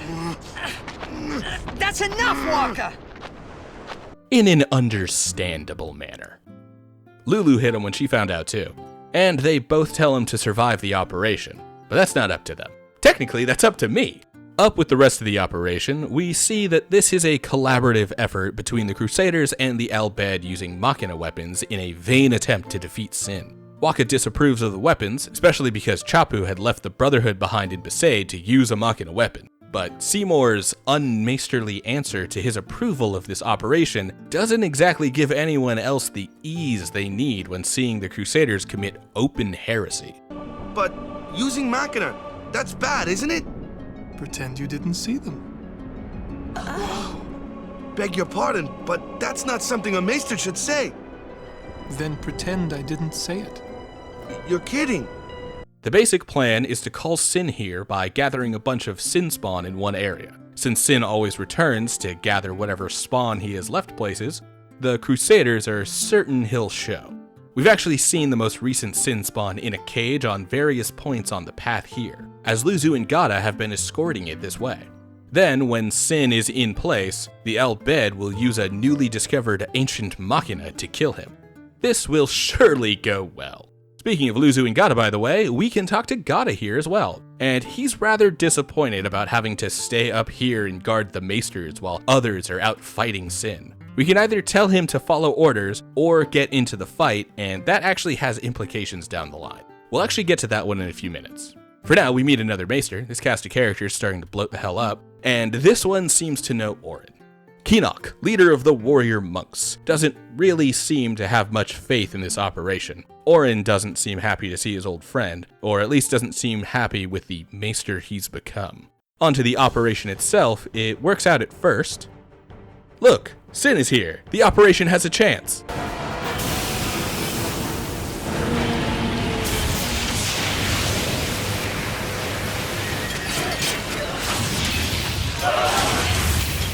Oh, fuck! Sin is here! We're all gonna die! Well, no time for us to be afraid, because instead we have to fight the single hardest fight up until this point in the game. I mean that quite literally. Sin Spawn Gui is the first major hurdle for new players, to the point that if you type in the name in Reddit, you'll find a bunch of posts from the last few weeks that are titled something along the lines of "fuck this guy" or "finally." And honestly, I'm right here with y'all. This dude is so difficult to figure out at first. Now that I have the strat though, making sure to break his head first, bust up the shielding arms, and blast him with overdrives, Gui goes down pretty quickly. Yeah, shit, we're back to the Sin stuff. Okay, well, that's going terribly. This is going terribly.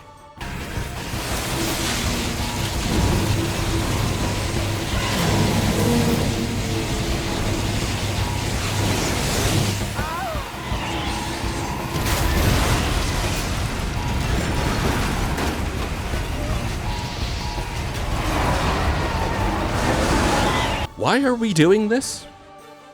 And this fucker's back. This fight goes a lot better because we have Seymour, but we do spend some time here waiting to build up our meters, since this is the only time I'll get the chance to show off Seymour's overdrive, Requiem. It's pretty cool. Kinda looks like a variant of some spells and abilities we'll get later, but a cool early look at what endgame magic looks like for now.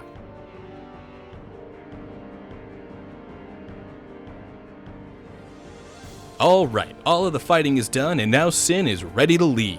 A mountain of death in his wake. Stranded down on the beach now, Titus finds Gata, who is absolutely freaking out about what he's seen. Looks like he found what Sin did to Luzu on the front lines, tearing the man in half and leaving his body on the beach. This is what that decision from earlier leads to. If we had told Gata to go down and fight on the front lines, we'd have found his body dead here. And later we'd be able to talk to Luzu, who would have survived this encounter. In this case, we allowed the Elder to die and stuck with the canon ending for these two. Turns out in Final Fantasy X-2, they've decided that Gata is the one who should always survive. Considering that if you don't intervene at all, this is what winds up happening, it makes sense that they decided that this would be canon. Feeling Jecht in the monster that's left so much death in its wake and swam off, Titus swims after him. I have no idea what I was thinking when I ran after Sin that day. Before I knew what I was doing, there I was, chasing him down like a thief at market. Maybe I was angry. Maybe I wanted to go home. I kept thinking of Zanarkand and my old man. When the operation finishes, Orin puts a few things into proper words. The non-believers are gone, and faith in Yevon is bolstered. Likewise, Jecht didn't come here for the operation. He came here to show Titus that this is what he does, as Sin. He kills, and he'll keep killing until Titus can find a way to stop him. Meanwhile, Yuna dances again. Up next is the Jose Temple, probably the most visually appealing temple in the entire game, specifically because of this lightning effect that the stones around the temple get when you first visit. That being said, when the lightning isn't happening, it falls a little in comparison to Kilika Temple, which is my other favorite. Of course, that's all subjective, but it's my video, so I get to decide what is named coolest temple around here.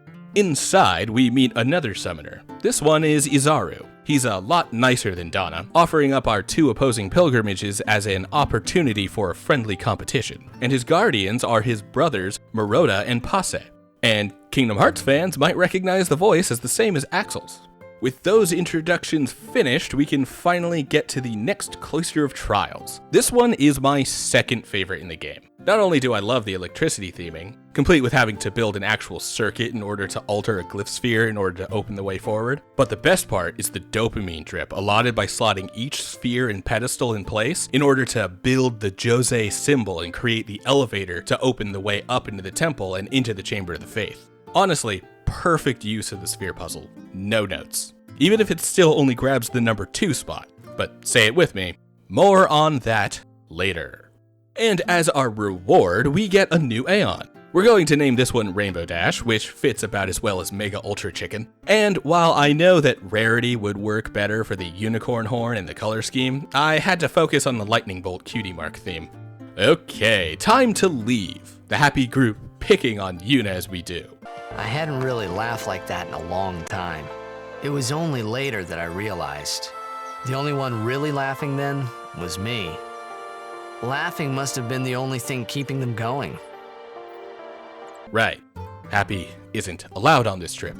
Speaking of which, let's head to the Moonflow, where we're literally told, They say that clouds of fireflies gather here when night falls. The entire river glows like a sea of stars, but aren't allowed to stay and watch it. No fun at all. Oh, also, Biran and Yankee show up again to warn us that summoners are being kidnapped, and be mean to Kamari again. Which is probably why I almost forgot to mention it. Seriously, put a bell on this dude. It's hard to pay attention when he's on screen. Anyway, while we're here, we can get a few anecdotes from folks. One of the most notable being an old story of Yuna falling off the shoe puff on her first crossing of the Moonflow when she was 7, then jumping in 3 more times for fun after Kamari had to jump in to rescue her. A second notable one being from Orin, as he tells Titus about the event that caused Jek to quit drinking, as he attacked a shoe puff in a drunken stupor, mistaking it for a fiend. Turns out, this is actually a big turn for Jek, as he'd been a bit of a drunkard back in Xanarkand, to the point that rumors had persisted before his disappearance that he was slipping as the star player for the Abes. Interesting note, the shoe puff Jek attacked is still here. We can see the scar he left right there. But that's enough down memory lane. Now it's time to... Ride the shoe puff? It's a nice ride over until... Sorry! Good job, Guardians. Way to keep an eye on your summoner. Alright, time for Waka and Titus to drop down into the water and fight an Albed Machina boss. A bit of a rework of the Blitzballer from before, and this seems like a great time to mention what's going on with these underwater moments. It gets mentioned later that Waka and Titus are able to breathe underwater, but according to the Final Fantasy X Ultimania Omega, that's a bit of a misnomer. As specified there, the key is the Pyreflies in the water. Pyreflies themselves, while mostly seen when we kill fiends and when Yuna performs Ascending, are often seen as a signal of death, but they are quite the opposite. Pyreflies are actually the essence of life in Spira, and they exist within every living thing, and in large quantities in water. That's why they leave when things die. So, when swimming underwater, those who have attuned themselves to these Pyreflies can have their life essence maintained without breath. So yeah, while technically the difference is mostly semantic, the spiritual difference is significant enough to point out. Like, Waka and Titus aren't fish people, but instead are in tune enough with the water after dedicating so much of their life to the act of staying underwater for hours at a time for Blitzball, that the very life force of Spira itself keeps them alive regardless of their lack of oxygen.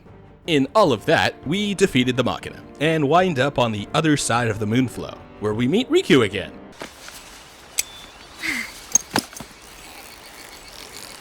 Thought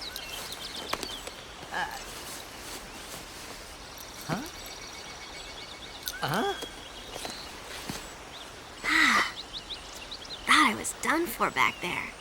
Great introduction to a 15-year-old there. Again, great for the teenage intended audience. Awkward for the 30-year-old YouTuber attempting to find a way to talk about this subject and at least make it funny for my audience. Anyway, we get Riku again, and after a quick girl chat, which comes after she admits that she's the one who tried to kidnap Yuna like 5 minutes ago, Orin gives her a once-over and trusts in Yuna's decision. Although here we do see Riku's swirly eyes, a sign of her Albed heritage, and the reason that Yuna has 2 separately colored eyes because of her mixed heritage. Alright, with Riku added, we can continue on to Guadosalam. In the meantime, we are given a tutorial on how to use Riku in combat and on customizing our weapons. I know it feels late, but yeah, this is when customizing actually becomes available. It won't matter much for most of the playthrough, so you can disregard it for now. As the name would suggest, Guadosalam is home of the Guado, like Seymour. Speaking of which, suddenly... Actually, no, this isn't exactly sudden. This is his home, and he's literally invited us to break bread and talk about Yuna's pilgrimage. Speaking of breaking bread, let's check out the meal here and cut to another cooking segment. What? We only see Riku eat like 1 apple. Okay, I'll eat an apple, I guess. Or not. Okay, cutscene time. Very pretty, looking at ancient Xanarkin in the holodeck, and even learning about Yunalesca, the first High Summoner whose name Yuna inherits. After our time in there, however, Yuna freaks out because Seymour suddenly proposed. We leave because Yuna wants to visit the far plane and consider things with her parents. And Riku takes an orange now. Sure, whatever. Guess I'm not doing anything important. Look, orange slices. Delicious. Okay, back to the game.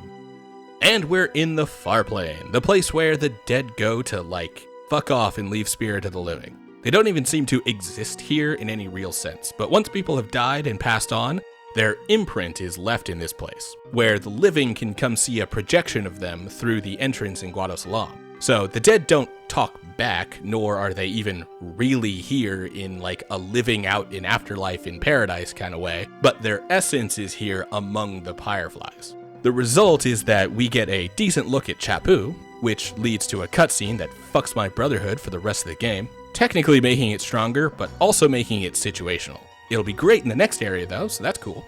Then we see Yuna's parents. She then tempts Titus to think about Jecht, who doesn't show up since he's not dead, he's Sin. However, his mind eventually wanders to his mother, who is there. Guess Spirit and Xanarkin really are linked in some way, even if that is by Xanarkin's destruction 1,000 years ago. As we prepare to leave the far plane, Maester Jiskel, Seymour's late father, appears at the entrance. Yuna sends him, but he drops a sphere that Yuna takes and we head out to the Thunder Plains to meet with Seymour, who's already gone ahead to Makalania Temple, which he manages.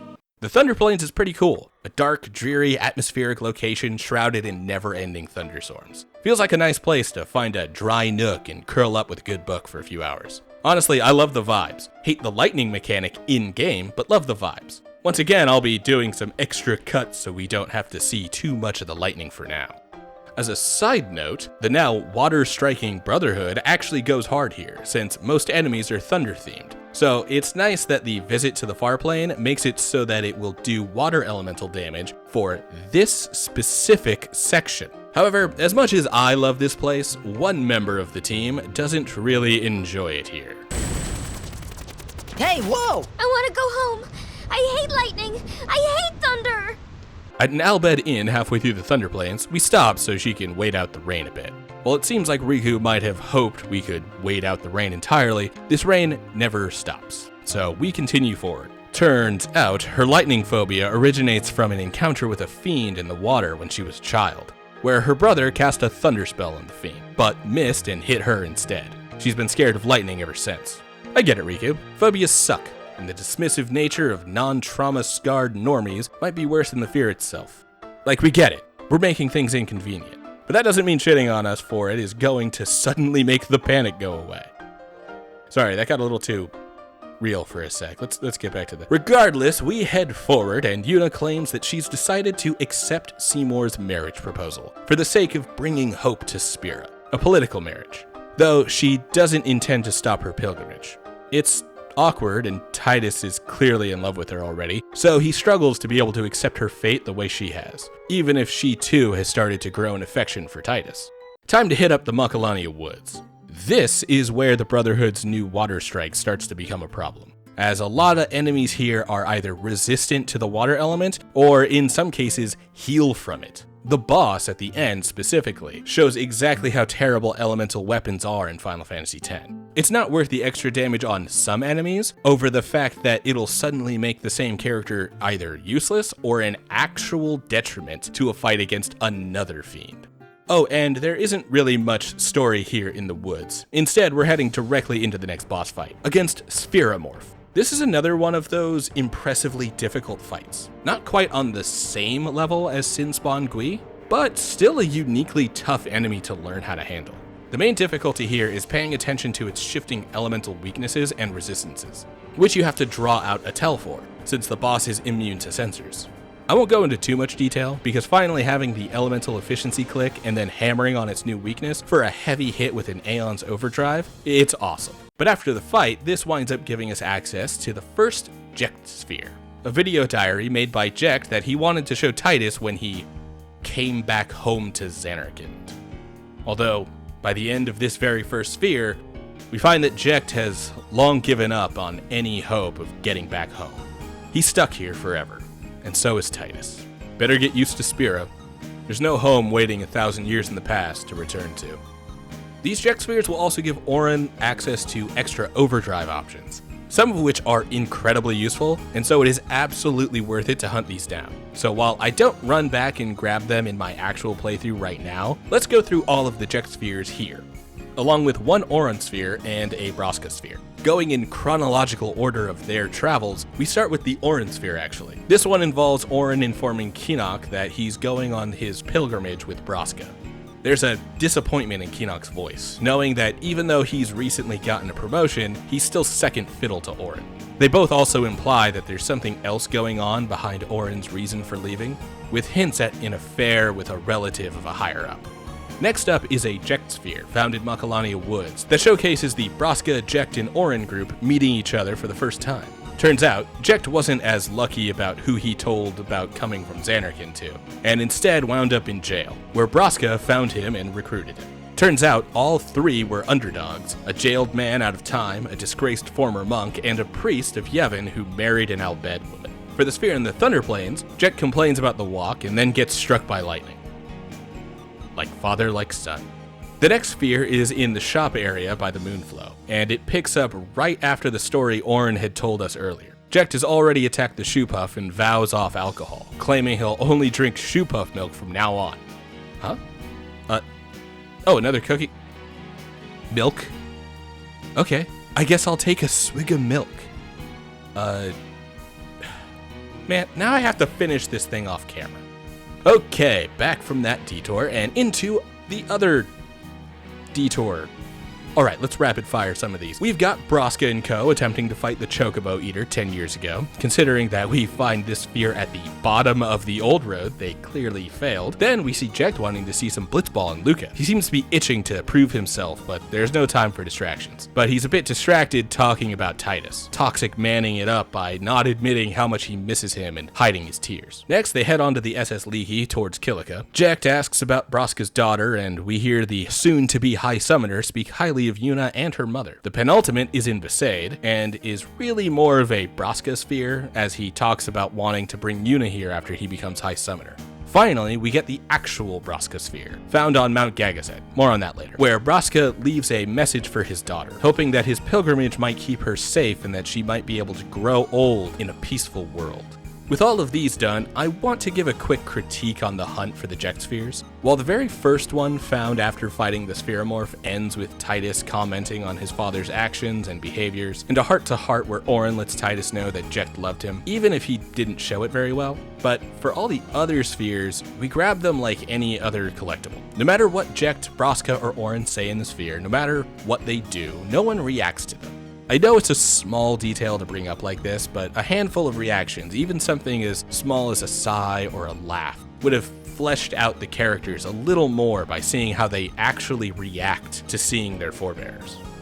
Anyway, with this massive detour out of the way, we can head back on our way to Lake Macalania, which is where the temple we were looking for actually is. And this goes totally fine without any roadblocks.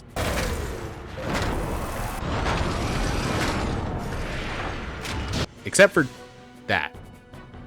Hey, Riku, can you tell your Albed brother that we've got places to be? Right. The racist. The hunky racist. Well, nobody's perfect, but it's okay. We'll work on that. Hate can always be healed through force and pain if necessary.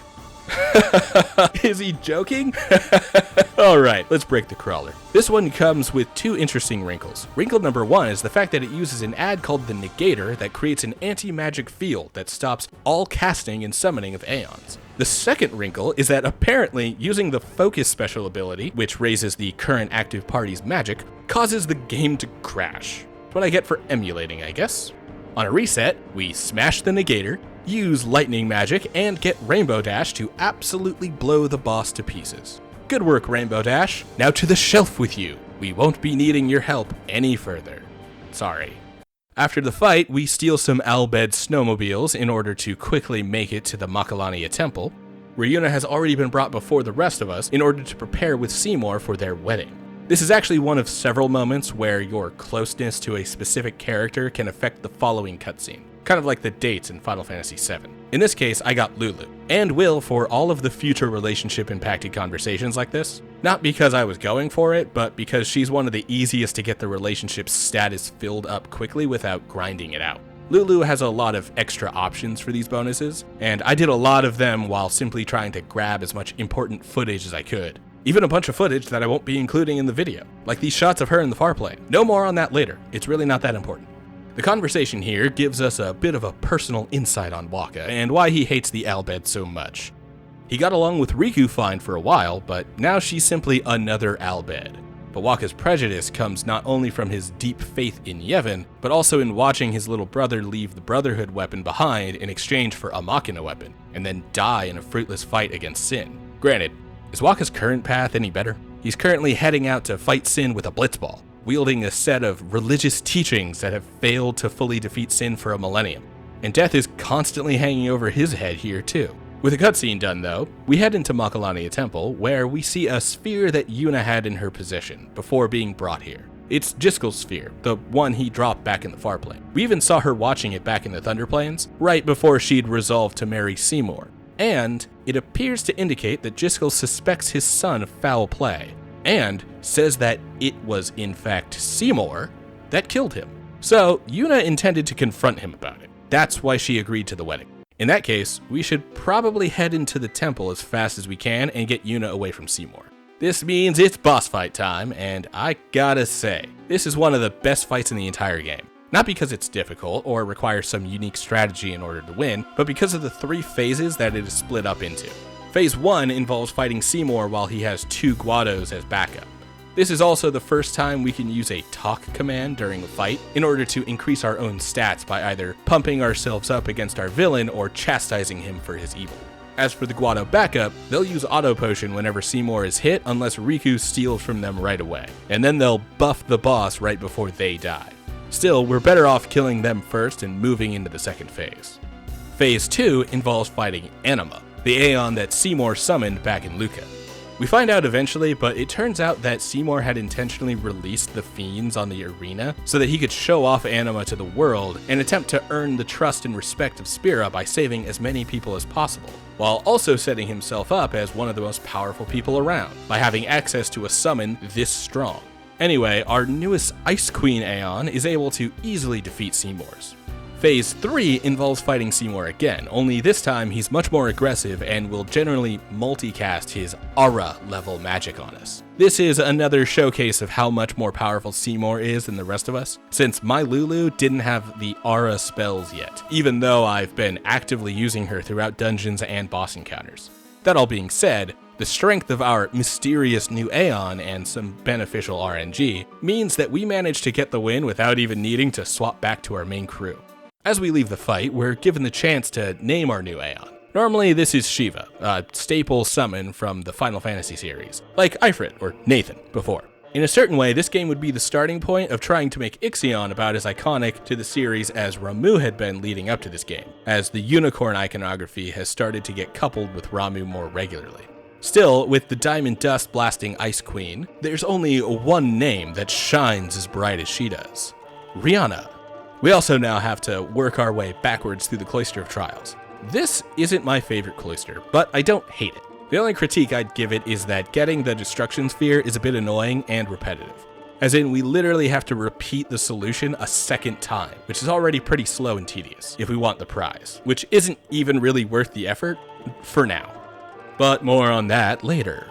Anyway, we get out, and the Guado are none too happy with us having killed their leader, even if he was a bastard who killed his own father, who was their previous leader. Look at that, we're getting the other side of that xenophobia right now. The stuff that we've mostly only been seeing pointed from Waka towards the Al Bhed. Kinda sucks when the shoe's on the other foot, huh, Waka? Kinda sucks, doesn't it? Waka. Granted, I'm a mixed-race person in America, so these shit-ass shoes have been on both my damn feet all my life. Escaping from the temple involves being chased by the Guados. They're extremely fast, and we can't fully outrun all of them. But if we immediately start running, then we can at least limit the number of enemies we need to fight. Then, as we escape back out to the frozen lake, we get another boss fight. It's been pretty back-to-back-to-back with these bosses for a while, huh? I think since Spheromorph, actually. This one is the Wendigo. Wow, a whole 14 years ahead of Until Dawn, and even less accurate to the name. Well, the trick here is to hit it a bunch and really hard. Then he hits the ground really hard and we all fall below the lake. Down below the lake, we gather in some ruins and everyone starts to open up about what we've done. For one, Waka struggles with being a heretic to the religion that he'd otherwise devoted his entire life to. Again, go back to the way that Waka prays, bending much lower than the others, as he has completely devoted himself, body and soul, to Yevon. To the point that he's even willing to put a wall up against Riku, someone he'd gotten along with fine and Yuna trusted with her life, because he realized that she doesn't believe in the same religion. Auron continues to show his own resolve and attempts to keep Titus on the path. Lulu continues to take up her role as the history teacher of Spira, showing us that we're currently under the lake and can see the bottom of the temple in the ice from below. Seems kind of precarious, to be honest. Then we've got Riku, who worries about being young, inexperienced, and immature, and naturally posits the question of her developing into a full woman as a question of if she is going to become as shapely as Lulu one day. Eventually, though, Yuna wakes up and we all listen to the Hymn of the Faith, until the hymn stops, and we realize where we really are, and how the buildings we're standing on don't seem to match the architecture above us. Or, most notably, these two fin-like structures in the back here. Yeah, turns out, we're on top of Sin. Like, we've been walking around on that little city on his back, while he's been peacefully listening to the hymn. And now that it's stopped, he sends us flinging off into the distance. After being attacked by Sin, we wake up on Bikanel Island, almost drowning in an oasis which appears to be the only water for miles. I'd call Titus lucky for most of this game, considering how many times he stumbled his way into survival through either finding helpful company or the only water in a desert. But in this case, the dude nearly drowned in the only 2 inches of water in miles of desert. It's like the dude who drove a car into the world's most isolated tree. Anyway, we find our other teammates, who use the stay put and wait for one person to break protocol method, until we break protocol and go find everyone ourselves. Well, everyone except for Yuna.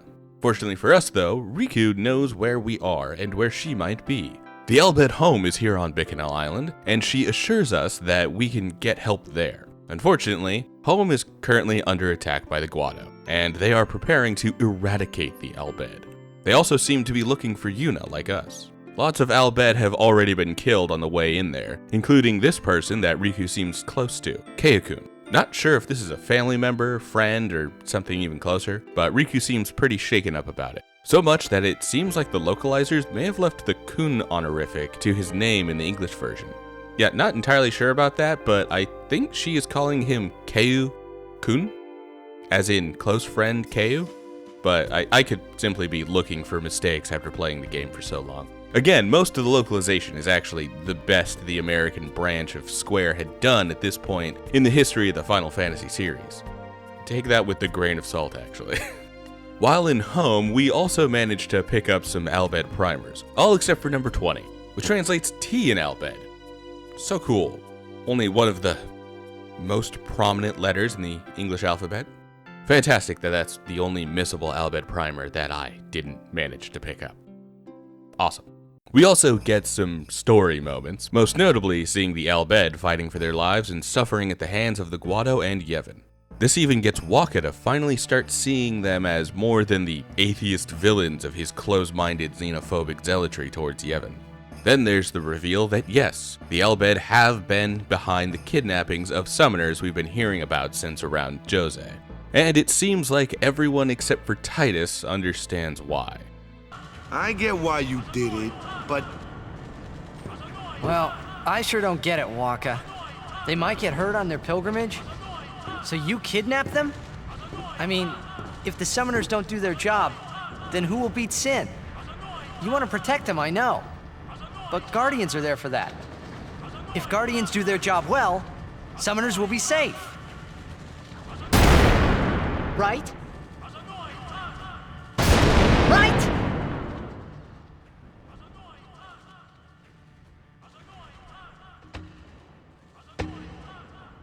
It's quiet. Kimari goes now. It's something they've kept hidden from him from the start, but has been hanging over the vibes this entire time. They trust Guardians to protect the summoners. The Al Bhed had no right stopping their pilgrimage. The pilgrimages have to stop. If they don't, and they get to Zanarkand, they might defeat Sin. Uni could... But then she... Uni will die, you know? You know, don't you? Summoner's journey to get the final Aeon. Yuna told you, didn't she? With the final Aeon, she can beat Sin. But then, if she calls it, then the final Aeon's gonna kill her. Even if she defeats Sin, it will kill Uni too, you know?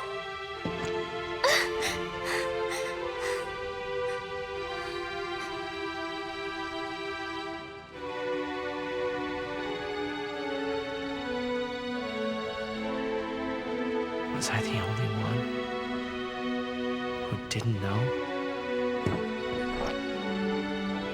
Tell me why! Why were you hiding it? Why didn't I know? We weren't hiding it. It was just too hard to say.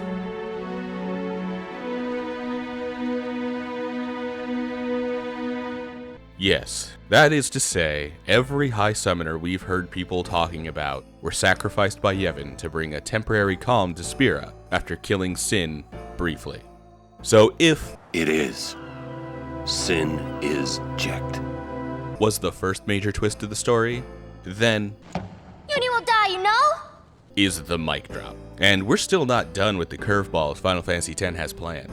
This isn't to say that the tells weren't obvious from the start. People kept beating around the bush about the fate of Braska, and every time Titus would ask questions where the obvious answer was when Yuna dies at the end of her pilgrimage, everyone else would clam up or deflect. So even if it isn't confirmed until here, it's certainly possible to have already come to that conclusion before this point, and finally have the game admit what it's been hiding. Then again, to a 10-year-old not looking to unravel the mystery but instead have the story impressed upon me, this moment shook me the first time I got here. It might not be as visceral as the City of the Ancients in Final Fantasy VII, but it makes a promise that hits roughly as hard, even offering us the hope that comes with additional time to figure out a new solution that it doesn't appear we'll ever be able to find. Considering that even the people of Spira haven't found a new solution in 1,000 years. There we are, major twist found. Time to get out of here, on an airship. You remember the airship, right? Yeah, we found it way back in that dive with Riku, in the beginning of the game. That's what the Al Bhed were saying back then, and we even saw it in the long shot. Not that you'd ever know that's what it's supposed to be when you first see it. Also, this is called the Fahrenheit, but it wouldn't get that name until the sequel, so don't expect it to ever be mentioned by name here. Once we're all on board the airship, we meet Cid. This is Riku's father, and we'd actually already heard about him before as Yuna's uncle. Guess that makes Riku and Yuna cousins. Neat. Oh, and the Al Bhed are singing the Hymn of the Faith. E-A-U-E No, no. Also neat. Oh, and they've launched missiles at their overrun home and are blowing everything up in what appears to be nuclear fire. Also neat. You can cram your happy festival, you big meanie. Oh, sorry. That was insensitive, huh? While on the airship, it appears some fiends snuck on board right as we're about to finally find Yuna. Turns out the Guado did get her out of home and took her back to Bevel to get that wedding with Seymour on the way. Who, how is he back? Shouldn't he be dead? Well, I guess Yuna didn't send him, so cool. Zombie antagonist. Great. Why is Yuna in a dress? Wait, what in the child bride bullshit is this? Well, in the meantime, the rest of us are tasked with taking out the fiends that have spread throughout the ship. And we also notice that there is a flying fiend guarding the skies of Bevel. The guardian worm, Evray. The great sacred beast, protector of Bevel. The red carpet has teeth. Yeah, I'm pretty sure the fiends on the ship are here so that we can grind if we need to before fighting Evray. Also, before we get to the boss, I want to express how much I love the pre-rendered screens of the airship.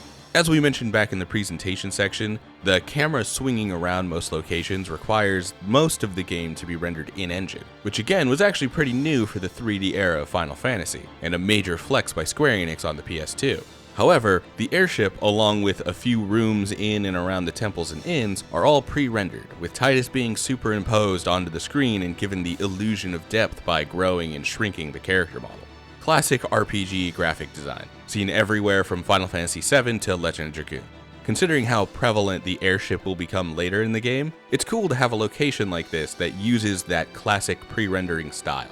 We also get a pretty impactful moment with Donna here, as she asks if she should continue her pilgrimage, and we give her the okay to quit. Knowing now that her pilgrimage would have meant sacrificing her life, we're both coming to the conclusion that she has more to live for, but also puts her bitchiness from earlier into perspective. Like, yeah, she was up her own ass about being strong enough to fight sin, but her telling others to quit really comes from a place of saying, I've got this. No one else has to die. Leave it to me. No matter what posthumous fame becoming High Summoner might bring, you have to care about people to put your life on the line for them. Either way, we can now move on to Evray. Another fun anecdote with that old friend of mine. We'll call him Lorenzo for now, because I'm not telling you his real name. Lorenzo had a lot of trouble against Evray, to the point that he pulled one of those "my uncle works at Nintendo" moves, and claimed that the developers thought the fight was too hard, and that they nearly removed him from the game because even the testers at Square couldn't beat him. This anecdote is especially fun, since the very first time I fought him, I used some variation of Mighty Guard with Riku and beat Evray on my first try. But hey, we were 9 and 10 at the time, and yeah, kids lie and cope when a boss doesn't click. But today, Riku comes in clutch for a win, and this won't even be her only claim to fame.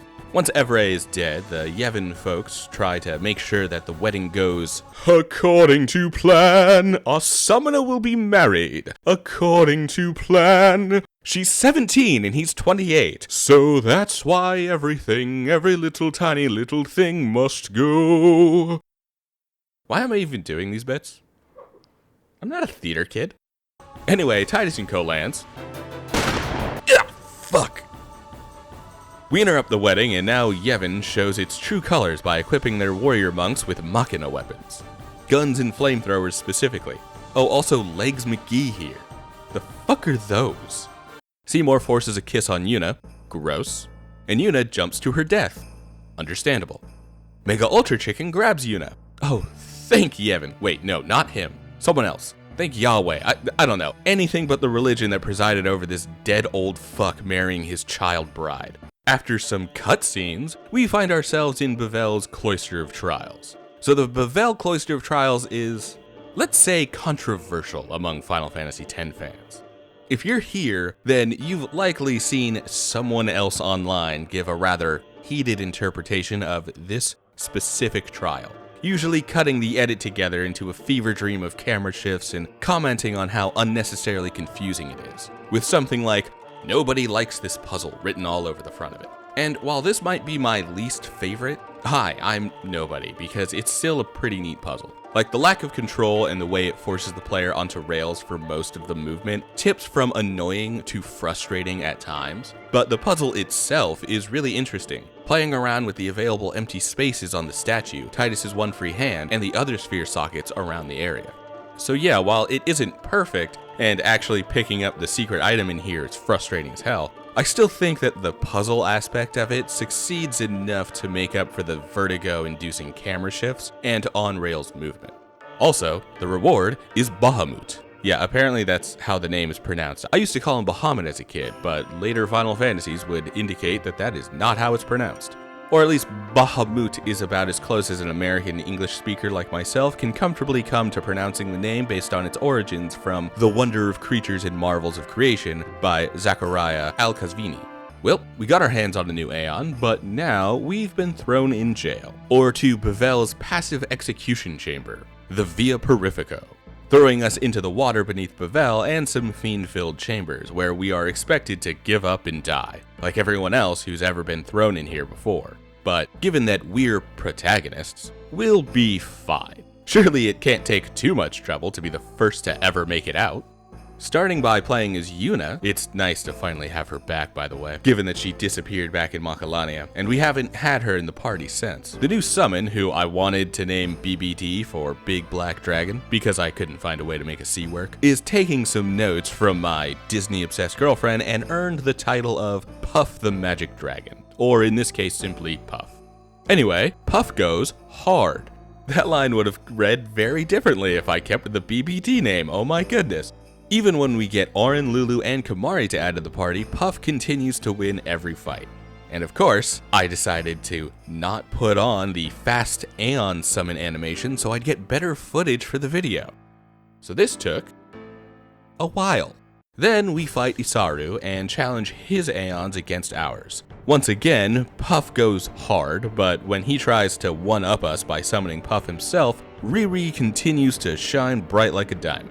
Puff might be strong, but he's no Anima, and even she couldn't stand up to Rihanna. With Yuna's side of the story finished, we swap over to Titus, who is already partnered up with Wakka and Riku, and the three of them quickly make their way through the underwater section of the Via Purifico, up to Evre Atlanta, the undead submerged version of the boss we'd fought before. This is an incredibly difficult fight, where the boss will counter almost every attack that we launch at him, and the gimmick of the fight is to periodically close off different gates between us and the boss. Or 2 Phoenix Downs. Some classic Final Fantasy right there. It's a zombie boss. As an added benefit of killing Evre the easy way, we can head through the areas we would have cut off during the fight and grab some extra loot. None of it is really all that great, but what loot in Final Fantasy X is?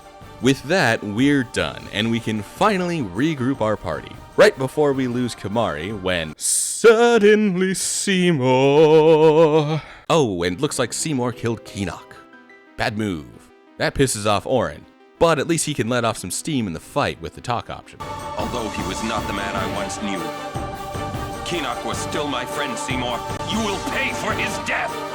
I really do love these little speaking moments, even if they do make you essentially skip a turn, which is especially rough for a character like Auron whose agility is already extremely low. Still, this fight itself is interesting, with a bit of a neat mechanic built into the Mordevessel, the skittery little shithead who's attached itself to the fiend version of Seymour.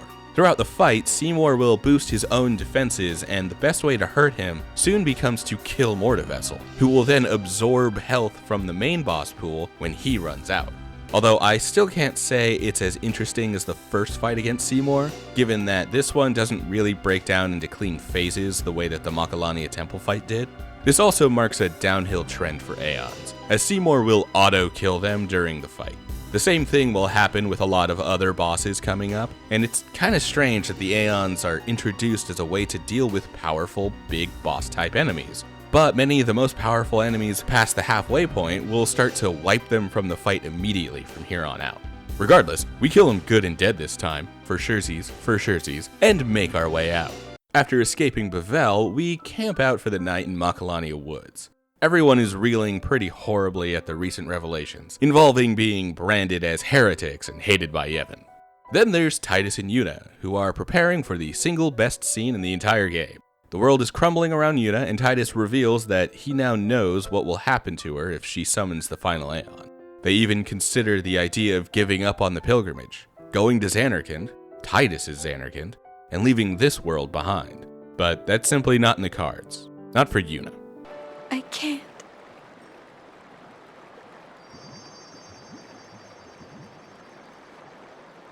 I just can't.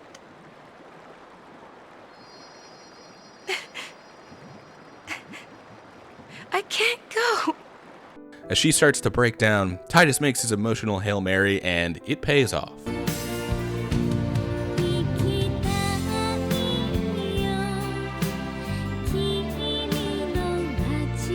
This is what I mean when I say that if this song doesn't give you some kind of physical reaction, then you either never played the game, or you are heartless.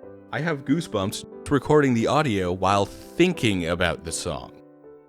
Congratulations though, you've reached the highest point in the story. This is the happiest they'll ever be. Boy, why does that sound like a threat? Because it's not. It's a promise. Not really a lot to say about the Calm Lands as we enter into the next area. However, this is where we can start doing a lot more of the side content. We won't be finishing it all yet because backtracking is a bit limited right now, but we can get started on the 2 major side quests or mini-games that will lead us into the endgame and getting everyone's best weapons. First is the monster arena, where we'll be collecting one of every monster in the Calm Lands, so we can prep for some grinding we'll be trying to do later. Although this turns out to be pretty much entirely unnecessary for that reason, but it does give us a good head start on the endgame task. Second is Blitzball, which we put some time into for now, since Wakka's Attack Reels Overdrive has appeared as a reward for the first tournament. So 3 short games of Blitzball later, and we've got what is potentially the strongest attack in the game. Technically the second strongest, but actually getting the other one up to its max is quite the grind, and it's extremely RNG dependent. We'll dive a bit deeper into Blitzball when we actually start tackling it for real for the Jupiter Sigil, but for now, the Brother technique always wins. Basically, Brother is, if not the fastest, closest to being the fastest Blitzball player in the entire game. His other stats are also fairly impressive and get better as he levels up, so eventually he'll be able to tackle the ball out of a lot of the other players' hands, block them if they try to throw past him, and once he's got the ball, his endurance, pass, and shot are top-notch as well. So he's great at getting the ball and keeping the ball and can outswim basically every other character. Which means that if Brother gets the ball, you can kite the entire enemy team into following him. Then get out of their guard range, throw to Titus or Wakka, and basically make an unguarded shot from within the net for very little effort. Mostly this helps to not have to deal with the numbers game of Blitzball, which might be why so many people hate this minigame. I personally love it, and if Final Fantasy X had come out around the same time as Witcher 3 and got its own Gwent-like spin-off title, this channel would be entirely dedicated to that. But for now, we get our attack reels and go. Now we can head on through and get immediately attacked by Yevon. Cool. Defender Z is simple though, so we kill it quick and move on.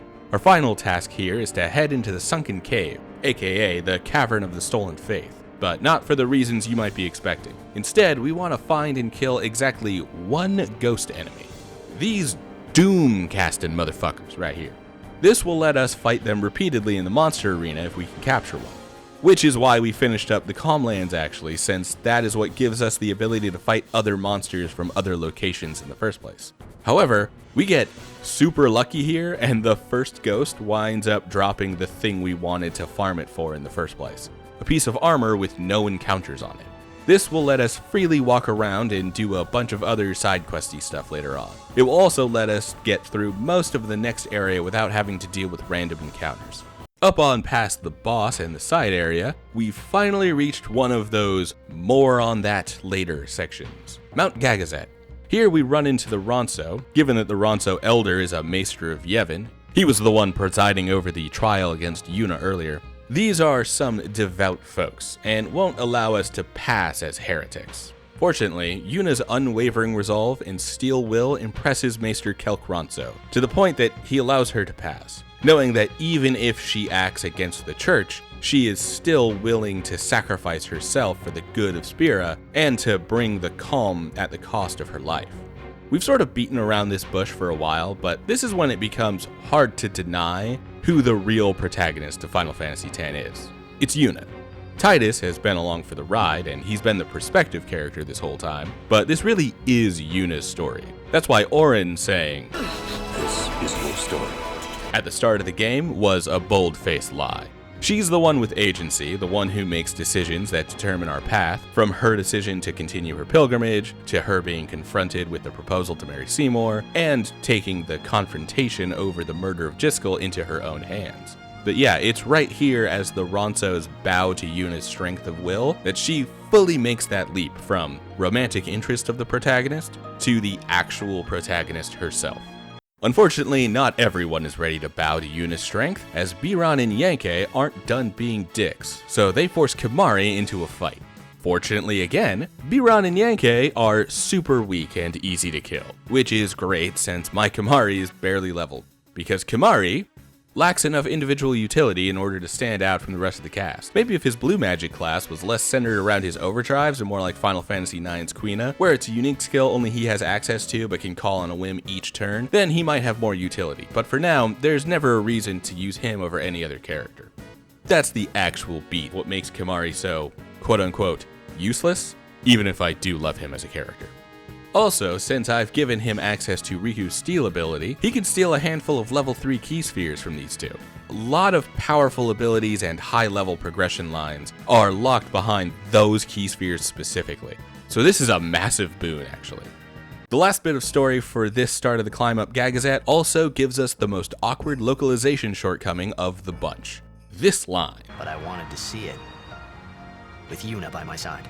It's a very obvious case of the English team needing to make the words fit the frame limit, but not having the time to rewrite or re-record the line in a way that it fits more naturally. The rest of Gagazet shows us how this is often the end of the journey for many summoners, with many of them becoming the very fiends we're fighting right now, since they would have died alone with no one to send them. This is also where we actually find the loving note from Braska, hoping that Yuna will be able to live comfortably in a childhood defined by calm, even though he knows he's leaving her to be alone in the process. Yeah, this actually hits a little different when you know that he's sacrificing himself, as do most of his comments talking about wanting a better life for Yuna. Finally, while we're on the mountain, we get attacked by suddenly Seymour. So, Seymour 3, easily the worst of the bunch, and not only because it's the most difficult out of all the Seymour encounters, what actually makes it the worst is the fact that he is extremely hard, and there is a very long, unskippable cutscene right before it. Which is why I eventually set a save state to make sure I don't have to rewatch it every time I reset, which I do a lot. Also, at this point, Seymour reveals to everyone else that Sin is jacked. Guess the cat's out of the bag for Tidus now. I give this a few legit tries, but eventually that attack reels from Wakka comes in handy, especially when combined with quad of 9s from Riku's mix. Told you Riku would come in clutch again. So yeah, the strat is kinda cheesy and skips most of Seymour's biggest attacks instead of strategizing around them, but and stay up there! Surely we'll never see him again. After the fight, we also find the Saturn crest hidden behind a pillar. So it feels like we're all the way through a full dungeon, but we're actually only halfway through Gagazet. This one's pretty long. Yeah, Seymour Flux was the mid-boss of Gagazet, although he's definitely the more difficult fight of the dungeon. At the start of the second half, we see what appears to be a massive faith, one that is comprised of hundreds, if not thousands, of people turned to stone and currently being drawn from in order to summon something. As Tidus blacks out from touching the giant faith, we begin to learn what is being summoned. Turns out, it's the city of Zanarkand itself, as told to us by the Bahamut Faithchild, who has been guiding us since way back in the beginning of the game. This revelation comes with two wrinkles. One is the reveal that the Zanarkand Tidus is from is the Dream Zanarkand, that is being created through the summoning, which also makes Tidus a dream, the dream of the faith. Which is to say, he and Jecht are kind of like Aeons. The second wrinkle is that this Dream Zanarkand appears to be related in some way to Sin himself. as it is the second half of the summoning currently going on. In addition, it would appear that we also now have some extra stakes, as the Faith seem to be desperate to stop creating the Dreams Anarchind and Sin. As for the remainder of the mountain, we need to travel through a cave filled with all sorts of new dangers, like a behemoth. How many stakes you think we can get out of these? Does that count? Yeah, I think that counts. So if we're cooking a behemoth steak, then we're going to need a behemoth cut of meat. And I know what you're all probably thinking. One of those tomahawk steaks, right? Something big and extravagant, but no.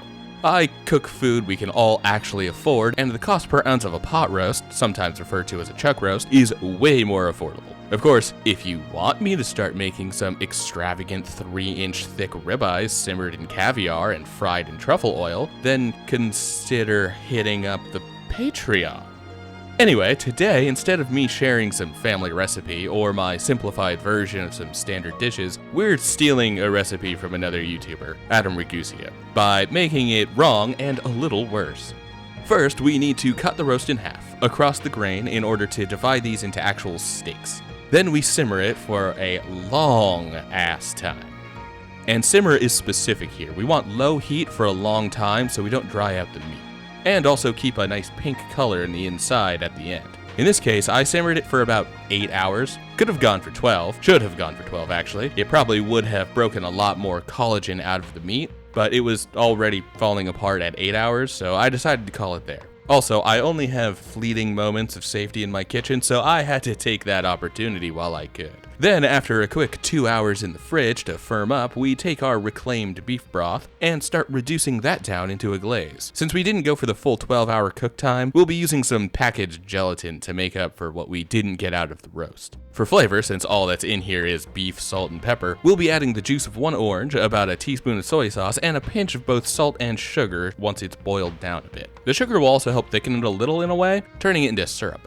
Finally, we sear off the cooled hunks of meat. They broke up into individual steaks during the transfer project, but that's intentional. This will serve a dual purpose of reheating the meat, as well as applying a delicious steaky crust to the roast, with way more surface area of crust than you normally get roasting the entire thing as one giant piece. So then serve with a side of your choice. Today we went with a simple spinach sauteed in butter with some onions and garlic. Plate up, pour the glaze right over the meat right before serving, and enjoy. It is delicious.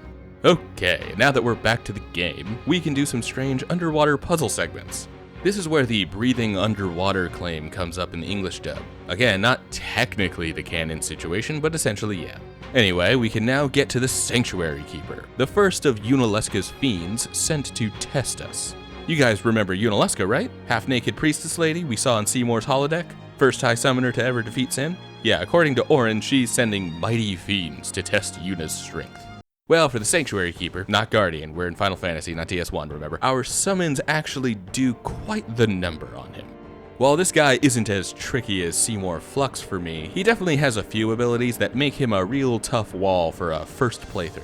Which is a weird thing to say for a game that basically has no replayability, but I've played at least 50 times before this. Most notably is his habit of casting Kiraga on himself, and undoing a bunch of our progress. There are a few possible ways to counter it, but it's something to keep in mind when actually trying to fight him. Once we're finished with this fight, we get a bit more exposition. Turns out, Orin's resolve wavered here, as he was close to losing Braska. This truth is left unsaid, but it would never repair, even now. Finally, we arrive to a familiar camp, looking out to Zanarkand right at the end of our journey. Hey, we're caught up, and it would seem that Tidus isn't ready to finish this journey. Well, I guess it makes sense. Moving forward means killing Yuna. No matter how righteous the sacrifice might be, no one is ready to lose her.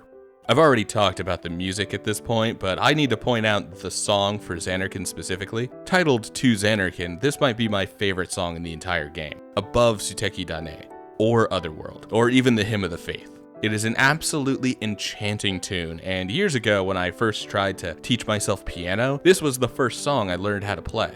I'd printed out all of the sheet music and taped it to my wall over an old Yamaha keyboard. And I would read and play along, even though the keyboard didn't have all the octaves the song needs. At one point, I was confident enough to not even have to look at the sheet music while I played. The only other song I ever got this confident with was Dearly Beloved from Kingdom Hearts. So every time I come back through this area, it's an absolute treat for the ears. If only the Black Mage's version of this song was as good as the original. While in Zanarkand, we run into a number of memories being held by the Pyreflies in the massive dome in the center of the city. Fun fact, it can be difficult to see it for exactly what it is, but this dome is the Blitzball arena from the start of the game. Only this version is the 1,000 years destroyed real-world counterpart. These memories show us some perspectives from previous High Summoners and their guardians, including Braska, Orin, and Jecht. We even get a view of a young Seymour and his mother. Seymour cries and she seems committed to do something to protect him. Once all the way inside, we get to the final Cloister of Trials, the one for the final Aeon. And yeah, this one is my favorite. It's close competition with Jose, but Zanarkand is the clear winner. Abandoning the normal sphere puzzle for a completely different type of puzzle, we need to activate lights on the floor in order to recreate the images of the glyphs that represent the previous temples we've visited until now. With that finished, we can test ourselves against Yunalesca's second fiend, the Spectral Keeper. This one is quite a bit more difficult than the Sanctuary Keeper, and has a very unique take on combat. For one, the fight takes place on a series of glyphs for the party to stand on, and the boss will counterattack any damage received by slicing the 3 glyphs directly in front of it. The trick to surviving this fight is to reposition your party in a way that keeps them out of danger whenever they attack. But the boss will also change the direction he's facing whenever it's his turn, and he makes an attack on one of your characters, which usually inflicts Berserk to make the target attack without thought, and therefore baiting out the sweeping counter more often. One easy solution to this is to simply summon a lot, since that will let the summons tank the counters. But unlike the Sanctuary Keeper, which can be fought with a summon with relative success, Spectral Keeper is more similar to Seymour, in that this boss can essentially instantly kill any Aeons. Again, very disappointing considering the Aeons are billed as being the big monsters summoned to fight stronger fiends, which should include bosses, but so many bosses will automatically kill them. That being said, Aeons could also completely bork the difficulty curve if they weren't instantly deleted, so I get the need for the balance. When Spectral Keeper is finally dead, Yuna can head down and commune with the Faith. Although it turns out, the Faith isn't there. All that's left is an empty statue. Instead, we meet the unsent form of Yunalesca, who is here to tell us how to create the final Aeon. Turns out, it requires a close relationship between the summoner and a guardian who will be sacrificed to become the final Aeon. The stronger the relationship, the stronger the Aeon, and therefore, the more likely they are to defeat Sin. That's the whole point of the pilgrimage, not only to boost the power of the summoner, but also to ensure that the summoner and their guardians have a strong enough bond to defeat Sin and bring the calm. However, the final Aeon won't end the cycle. According to Yunalesca, it can't. And so even though countless High Summoners have already made the decision to sacrifice themselves and a Guardian, including Braska, and then Jecht, who'd offered himself up since he'd already given up on his dream of returning to the Dream Zanarkand and making Tidus into a star Blitzball player. If only he could have said it when he had the chance, that Tidus was his dream. But yeah, the cycle will never end. So the gang decides that the final Aeon is a useless tradition and a blind hope that has Spira under the control of the religion of Yevon and will forever struggle against Sin with no end. This means it's time to kill Yunalesca, which is the second time I'll utilize save states for this playthrough, since if we lose to her, we have to watch the very long cutscene again. And considering that in her third phase, she can cast.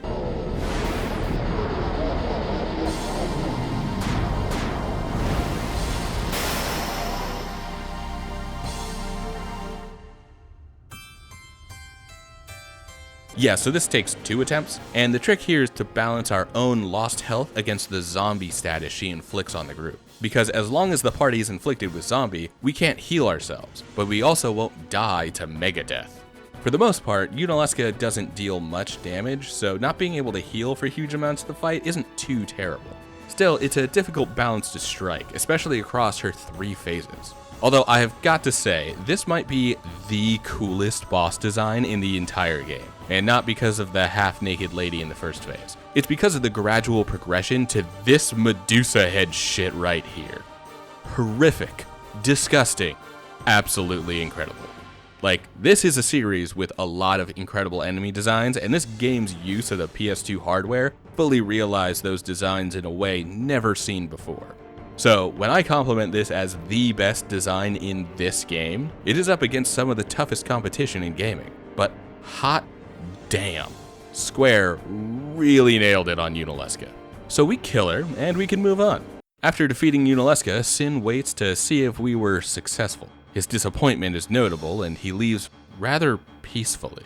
All while Sid and brother fly the airship within spitting distance of Sin. The fucking madmen. The titanium balls on those two, my goodness. And with that, we've got the airship, and we're starting to put together an idea for how to fight Sin. Starting with exploiting the connection between Sin and Jecht, and how Jecht likes to listen to the hymn of the faith. But all of that can wait for now, because we've got some celestial weapons to earn. This winds up being the next 20 hours of my gameplay, so let's get started. So each weapon requires 3 parts. First is the weapon itself, then a planet-themed crest, and a similarly themed sigil to unlock its true power. Usually the weapon requires some type of puzzle, the crest is found in a chest that is generally off the beaten path, and the sigil is the reward for mastering a minigame. However, to do that, we first need the Celestial Mirror. This is found at Remium Temple by completing the Chocobo race beneath the temple. A quick win doesn't take too much effort as long as you avoid any chests and poles. Then we can take the Cloudy Mirror to a special place in the light path above Macalania, and that creates the Celestial Mirror. Unlocking this requires talking to this family until they all find each other. Lots of back and forthing, but the no encounters gear makes it go pretty quick, even if you do get lost. Now we can go a-hunting, starting with... The first thing we get for Titus is actually his crest. That can be found in a chest in Yunalesca's boss area. We got that right after killing her, actually. Next up is the actual weapon and the sigil, which we can unlock both at the same time by doing the Chocobo race against the trainer in the Calmlands. I'm guessing if you've played this game before, you've probably attempted this at least once, and it probably feels impossible to actually get the sigil, because what we need is to win the race with a time of 0.0. This can be done by collecting enough balloons during the race while avoiding birds. Essentially, the magic number to shoot for is 12 balloons, but it's really not worth counting while racing. Go for whatever balloons you can, and don't worry too much about missing a balloon if that's what it takes to dodge a bird. Birds stun you for about 3 seconds, and add 3 extra seconds when points are tallied at the end, so learning to avoid birds is more important than grabbing balloons. The best suggestion I can give here is to use the D-pad, not the analog stick. Your control is much more fine-tuned with the D-pad, and it only takes a quick tap of the left and right buttons in order to turn the amount you need to line up for the next balloon. Similarly, you need to be at least a 45-degree angle in order to avoid the birds.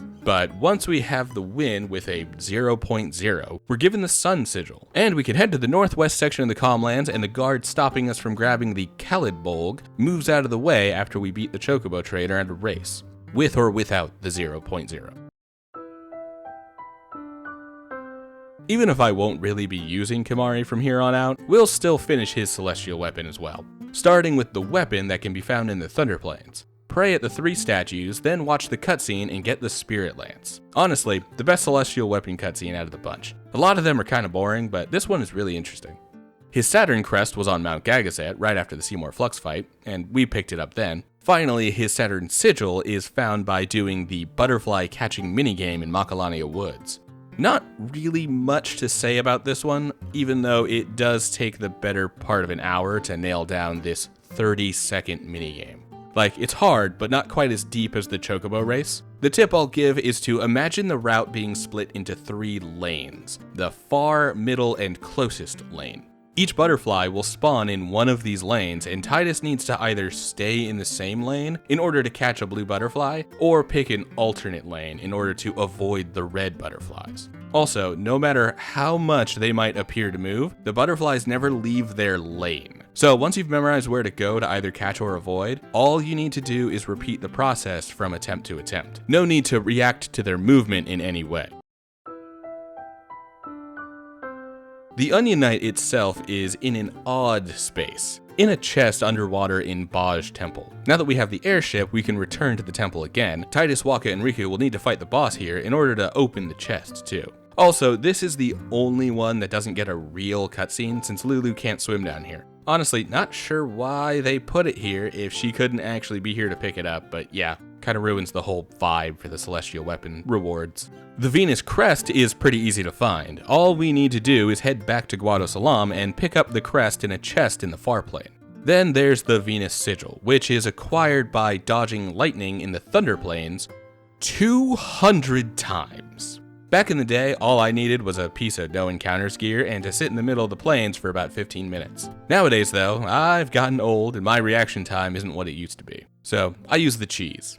To do this cheese, head to the southern section of the Thunder Plains, stay under this lightning rod, then walk into the crater to the side. The moment you walk into the crater, lightning will strike. If you press X while you walk into the crater, you'll basically dodge the lightning automatically. No need to get the timing right or strain your eyes. Also, if you need a break during the 15 minutes straight it takes to get all 200 dodges, you can safely stand under the lightning rod and pause, and you shouldn't get struck before you're ready to run into the crater again.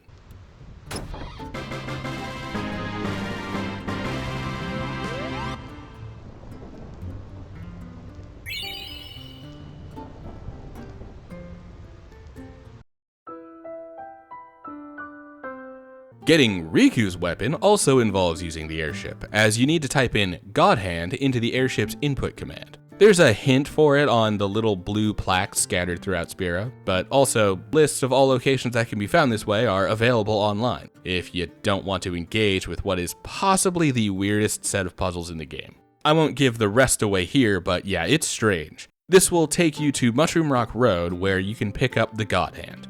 The Mercury Crest is also pretty simple, as it's in one of the chests in Bikanel Desert. Specifically, it is in the chest that falls into the sand hole. Then the Mercury Sigil is also in Bikanel, but you'll probably want the no encounters gear for this one, because the trick here is to open up the Cactuar Village. This is done by finding this statue and following its instructions to find each of the gatekeepers that are currently keeping the village hidden with the sandstorm. There's 10 in total, but you only need to find 9 locations, as 2 of them are together. Once you find a gatekeeper, all you need to do is play a game of red light green light with them, or as they call it, needle time, in order to win a sphere from them and take it back to the statue. If you fail the minigame, it's no big deal, but you can get a better prize at the end if you catch them all. Once you've returned all the spheres to the statue, you can head into the village and claim the Mercury Sigil, along with a friend sphere if you succeeded in catching all the Cactuars.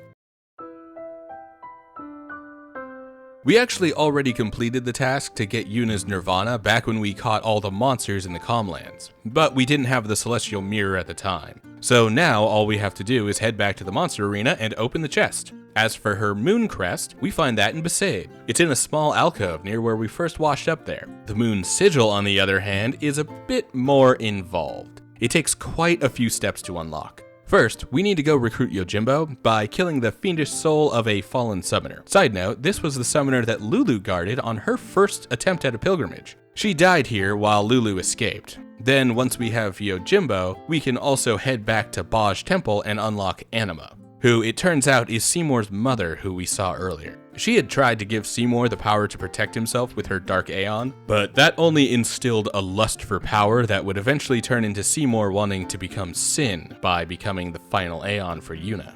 Getting into Baj looks simple here, but the Chamber of the Faith only opens if you've already managed to unlock every single destruction sphere in the Cloister of Trials already, which I've been doing as I've been progressing through the game. Next, you need to take all of the Aeons we've found to Remium Temple and do our final fights against Belgemine. As we do, she'll reward us with various items, including the Flower Scepter. Then we also need to go capture one of each enemy from Mount Gagaset in order to earn the Blossom Crown, and get our asses handed to us by a super boss.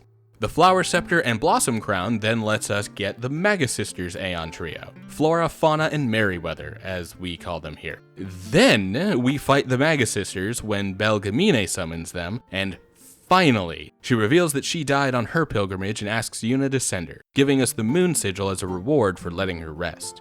That one was kinda long-winded, but worry not, it gets worse. This is one of the longer ones, but not the longest. To start, we need Orin's weapon, which we can get by taking the rusted sword from the cliffside that leads to the Cavern of the Stolen Faith and bringing it to Mushroom Rock Road, where we can leave the old weapon at a statue of Lord Mihen and be given Orin's Masamune. Not gonna lie, I've always thought this weapon was weird and ugly looking. I'm sure there's some cultural aspect that the designer was pulling from, but it is so big and gaudy with all these weird curves and spikes that make no sense. I've never been a big fan of Final Fantasy X's Masamune. The Mars crest is also on the Mihan High Road, although in this case, it's on the old road where we would have been knocked down if we failed to beat Chocobo Eater before. We got it earlier while we were riding the Chocobos after beating that fight, actually. Finally, there is the Mars Sigil, which the Monster Arena owner will give us after he finishes making 10 area or species creations. Given that the area creations are a lot easier, we'll do that for now. Another fun fact/anecdote, when I first picked up Final Fantasy X, I also got the Prima strategy guide for it, which came with a bunch of strategies for bosses, tips for minigames, and answers on how to get all of the celestial weapons and their sigils. Most of these hints are pretty bad, but it could help you get through the game. Then there's the guide for getting the Mars Sigil, which the guide says requires to gather 10 of each monster from 10 areas. This is not the case. It really only requires 1 of each fiend from 10 areas, and if you happen to get enough for a species creation, then it might go a little faster. We're glossing over this, but this was several hours of gameplay. It's kind of a slog, even if there's nothing super special to comment on it. Since we've got the airship now, head to the earliest locations and blast the hell out of those enemies. Besaid and Kilika especially are very easy to finish the area creations for.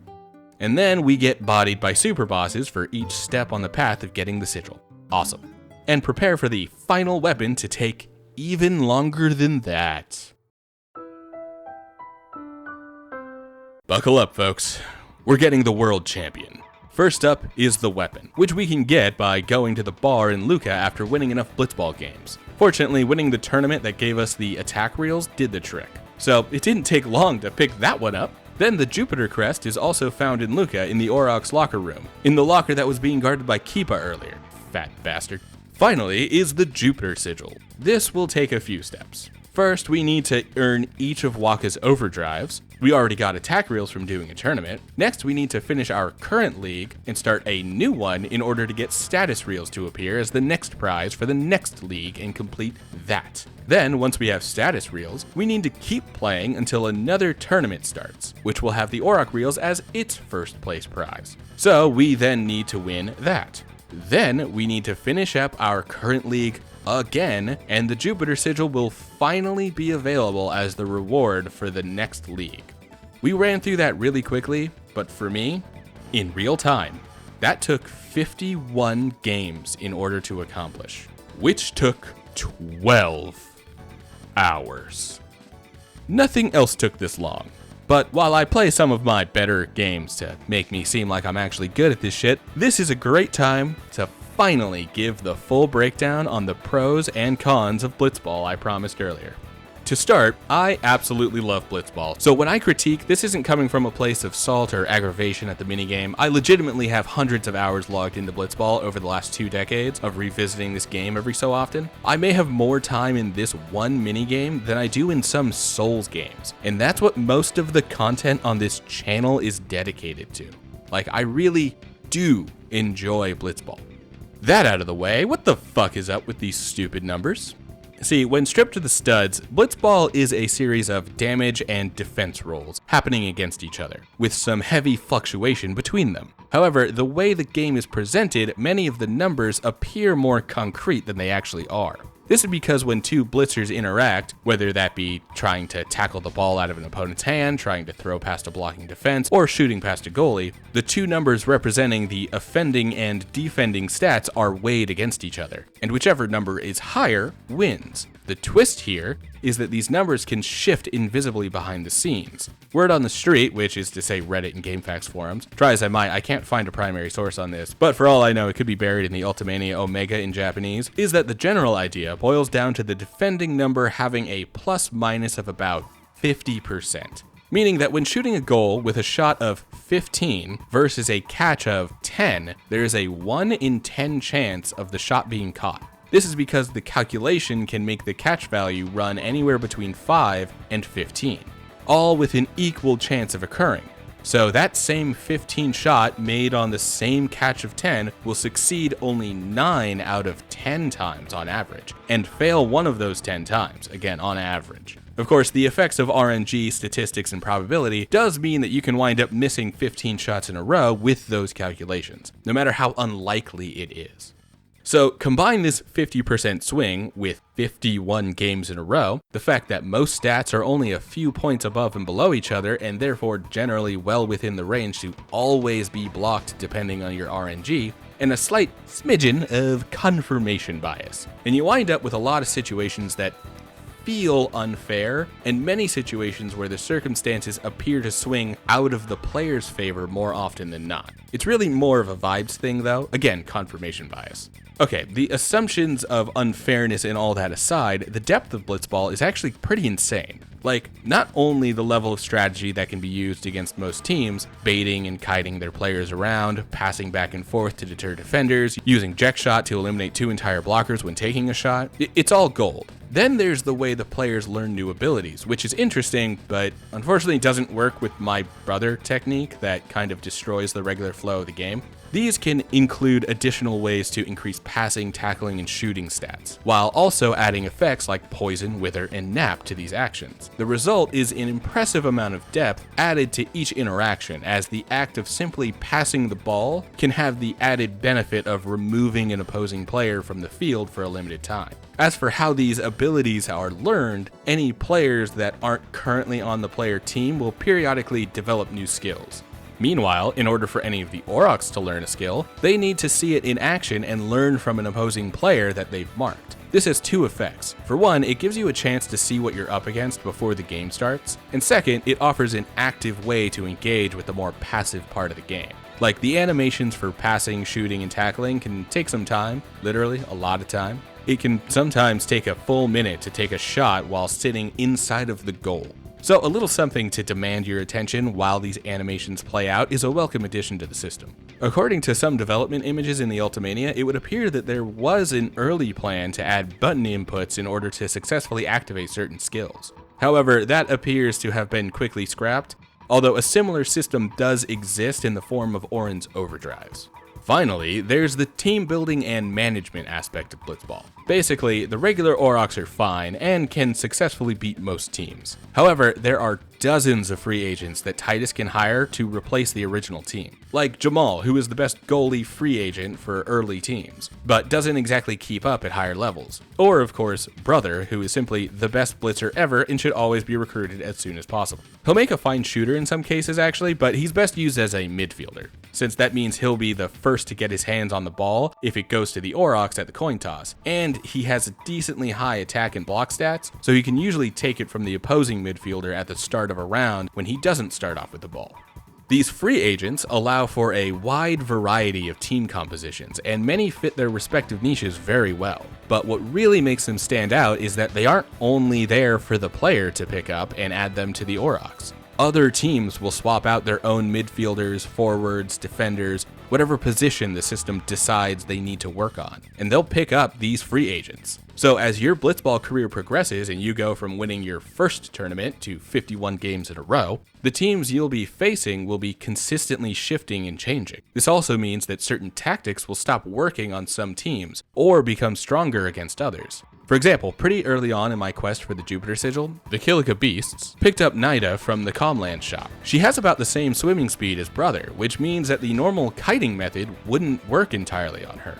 So sometimes I would have to deal with letting her block a pass or let Titus knock her out with a eject shot. Sometimes this can add an element that will make even the worst team in the league, the Kilika Beasts, into a real threat with some capable players that can actually score a handful of goals. With all of these aspects of Blitzball brought together, the otherwise completely ignorable minigame has more depth and replayability than almost the rest of Final Fantasy X on its own does. So even though it is tedious to get Wakka's overdrives and Celestial Weapon, or how lackluster most of the rewards really are in the grand scheme of Final Fantasy X proper, the minigame is well worth the time investment for its own sake. That is, as long as you like sports games as much as you like the stories in RPGs. And now that we've got the Celestial Weapon and Blitzball sections done, we can finally get back to that story.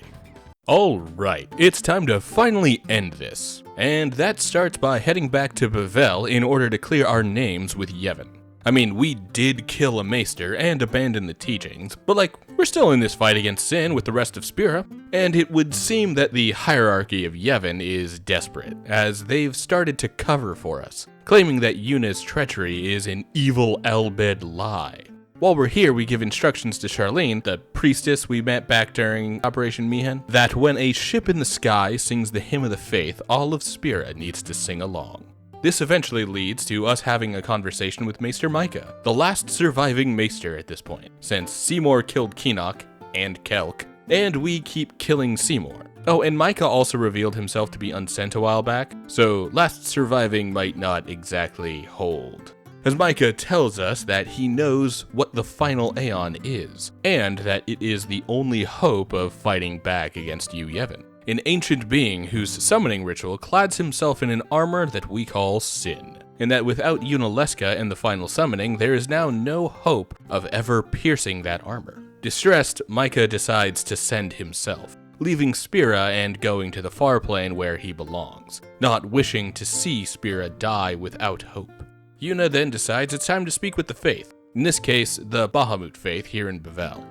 Here, the Faith tells us a few things. For one, he does confirm that the plan to use the hymn in order to distract Jecht could work, but it won't work for much longer. For two, he confirms Micah's last words, claiming that in order to defeat Sin for good, we will have to kill this Yu Yevon, who is an ancient summoner who is currently calling on the Faith to summon both Sin and the Dreams Anarchant. And in order to fully kill Yu Yevon, Yuna will have to summon the Aeons to trap and defeat him for good.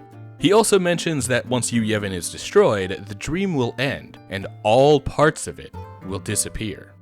So yeah, we've gone from we're sacrificing Yuna for the greater good to we're possibly sacrificing Titus for the greater good. Well, at least he'll tell her the truth before it's too late. Right? You're hiding something. Right? I'm not. You're a bad liar, you know. Before getting to the fight, we can have similar conversations with the other Faith and the other temples around Spira. Up until we'd had our traitor status revoked, we couldn't even approach these temples. But now we can go chat it up with the Faith and get some items in the process. As far as what we learn, it's more of the same. The Faith are tired of the endless cycle of sin. We can stop it by summoning their Aeons, and we even get a little tidbit that tells us what happened to Jecht 10 years ago. Apparently, the Sin of that time wandered into the Dreams Anarchant and absconded with Jecht. It was a random chance caused by the curiosity of the Guardian of the High Summoner who came before Braska. He wanted to see the legendary city, and in the process, accidentally brought the tools that have led us this far back to Spira with him. Next up, it's fighting Sin time. Epic clashes, world-rending attacks.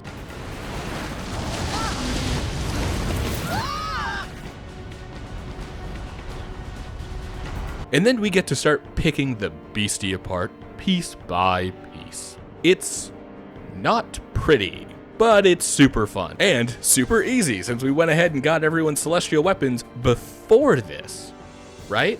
You're definitely not watching footage of me doing this without all of those, or even all of the Aeons available because I lost the footage from the entire fight and my last save state was before the multi-hour long side quest to get everyone's weapons. Things I do to be thorough. Although I'll tell you what I wasn't about to do. I wasn't about to do all 51 games of Blitzball again. This video had a deadline and that was going to push it back by days. So standard weapons it is. Anyway, we tear up his arm and let the airship's main guns blow it the fuck off before tearing up his other arm and once again blasting it away. Told you it wasn't pretty. Then, we need to fight a node on Sin's back, which is protected by a variant Sin spawn similar to the one we fought back in Kilika. Blast both to death, and Sin falls to the ground. Looks like we've finally done some damage. Also, as a side note, while it might seem strange that no one has done this before with like a boat while Sin was in the water, I will remind you of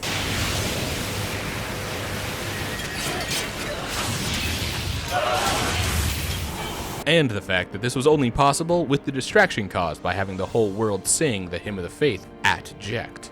Finally, we see Sin's secondary form, growing massive bug-like wings to replace his arms and set him aloft, where he then stops to perch on top of Bevel. This might be the single best shot in the entire game. I love this visual right here of a weakened Sin being held up by the city that has been fighting against him for 1,000 years, but unable to actually destroy Bevelle. Now it's time for the final fight against this form. It's an ominous battle, and if you don't do it in time, Sin will eventually use his own overdrive to instantly kill the party. The implication seems to be that he uses the attack he used in the cutscene that carved fire paths through Spira, only this time he does it while right on top of Bevelle and in front of the airship, so everybody dies. But when we take a more aggressive approach and make sure to dish out as much damage as we can before Sin even approaches within striking distance, that is a truly intimidating sight I must say, we take him out and his mouth opens wide, allowing us to enter inside of the ethereal inner form of Sin. The final dungeon isn't too long, although there are a few complications here, such as the King Behemoth, who will auto-kill us once we've killed him. That's going to make capturing him difficult, but I suppose that's a job for later. However, the first major barrier between us and our eventual victory comes in the form of Suddenly Seymour. Last time, I swear. This is Seymour Omnis, the fourth and final form of Seymour, and also one of the more difficult fights that does a great job of capping off this antagonist before heading into the finale with the true final enemy. Well, unless you turn his mother against him and kill him with a single attack. Yeah, I was not prepared for anime to deal this much damage, so that was kind of underwhelming. He's normally a very difficult fight that tasks the player with attacking the plates behind him in order to mix up his elemental affinity and weaken his own attacks. But yeah, turns out Anime's Overdrive can do 99,999 damage at this point. I mean, we're at endgame damage, but we aren't at post-game damage yet, so this is still a surprise. Cool thing, Seymour actually had a unique piece of dialogue for us summoning his mother. You would oppose me as well? So be it. Once we finish Seymour off, Yuna can finally send him to the far plane. He's got that crazed type of look, like a broken man who could never really understand how washed he's become. It's almost tragic. And we can make our way further inside of Sin. We fight some monsters, and it's time to fight Jecht. The game's not splitting hairs at this point. We're in the finale. It's a somber meeting between Jecht and Titus. Even Auron gets some acknowledgement with a good, "You're late, Auron." But it's time to end things, while Jecht is still Jecht. Or should I say, Braska's final Aeon.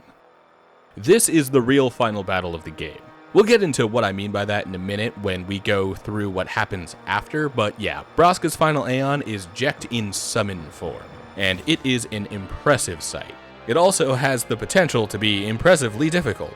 Thanks to my celestial weapon hunt, we're pretty strong at this point, so it doesn't take much effort to whittle Jecht down, but he does kill me once before I manage to find the winning strategy. For the most part, though, we can rely on Yuna to summon some Aeons and use their overdrives to chunk away at Jecht's health. Before long, he goes down and we get the final words between father and son, with Titus again reiterating the 10 years of "I hate you, Dad," he didn't have time for, while we all know what the subtext is really saying. But now, it's time to summon the remaining Aeons and take care of the gnat who started flying around over our heads ever since Jecht went down. This is what the Faith always meant. We need to summon them, so that Yu Yevon will attempt to take them over and warp them into a new Sin like he has been doing with the final Aeons for the last 1,000 years. And so begins the gauntlet of fighting each of the Aeons as they are possessed by Yu Yevon and leaving him with nowhere to run. Eventually we find the unthinking, unfeeling bug that was once the world's greatest summoner, and we fight him. For this whole proceeding with the Aeons and Yu Yevon's true form, we're given auto life infinitely, so we can't die here. It's mostly about going through the motions narratively. Still, we struggle in our conflict to finally put Yu Yevon down for some time, until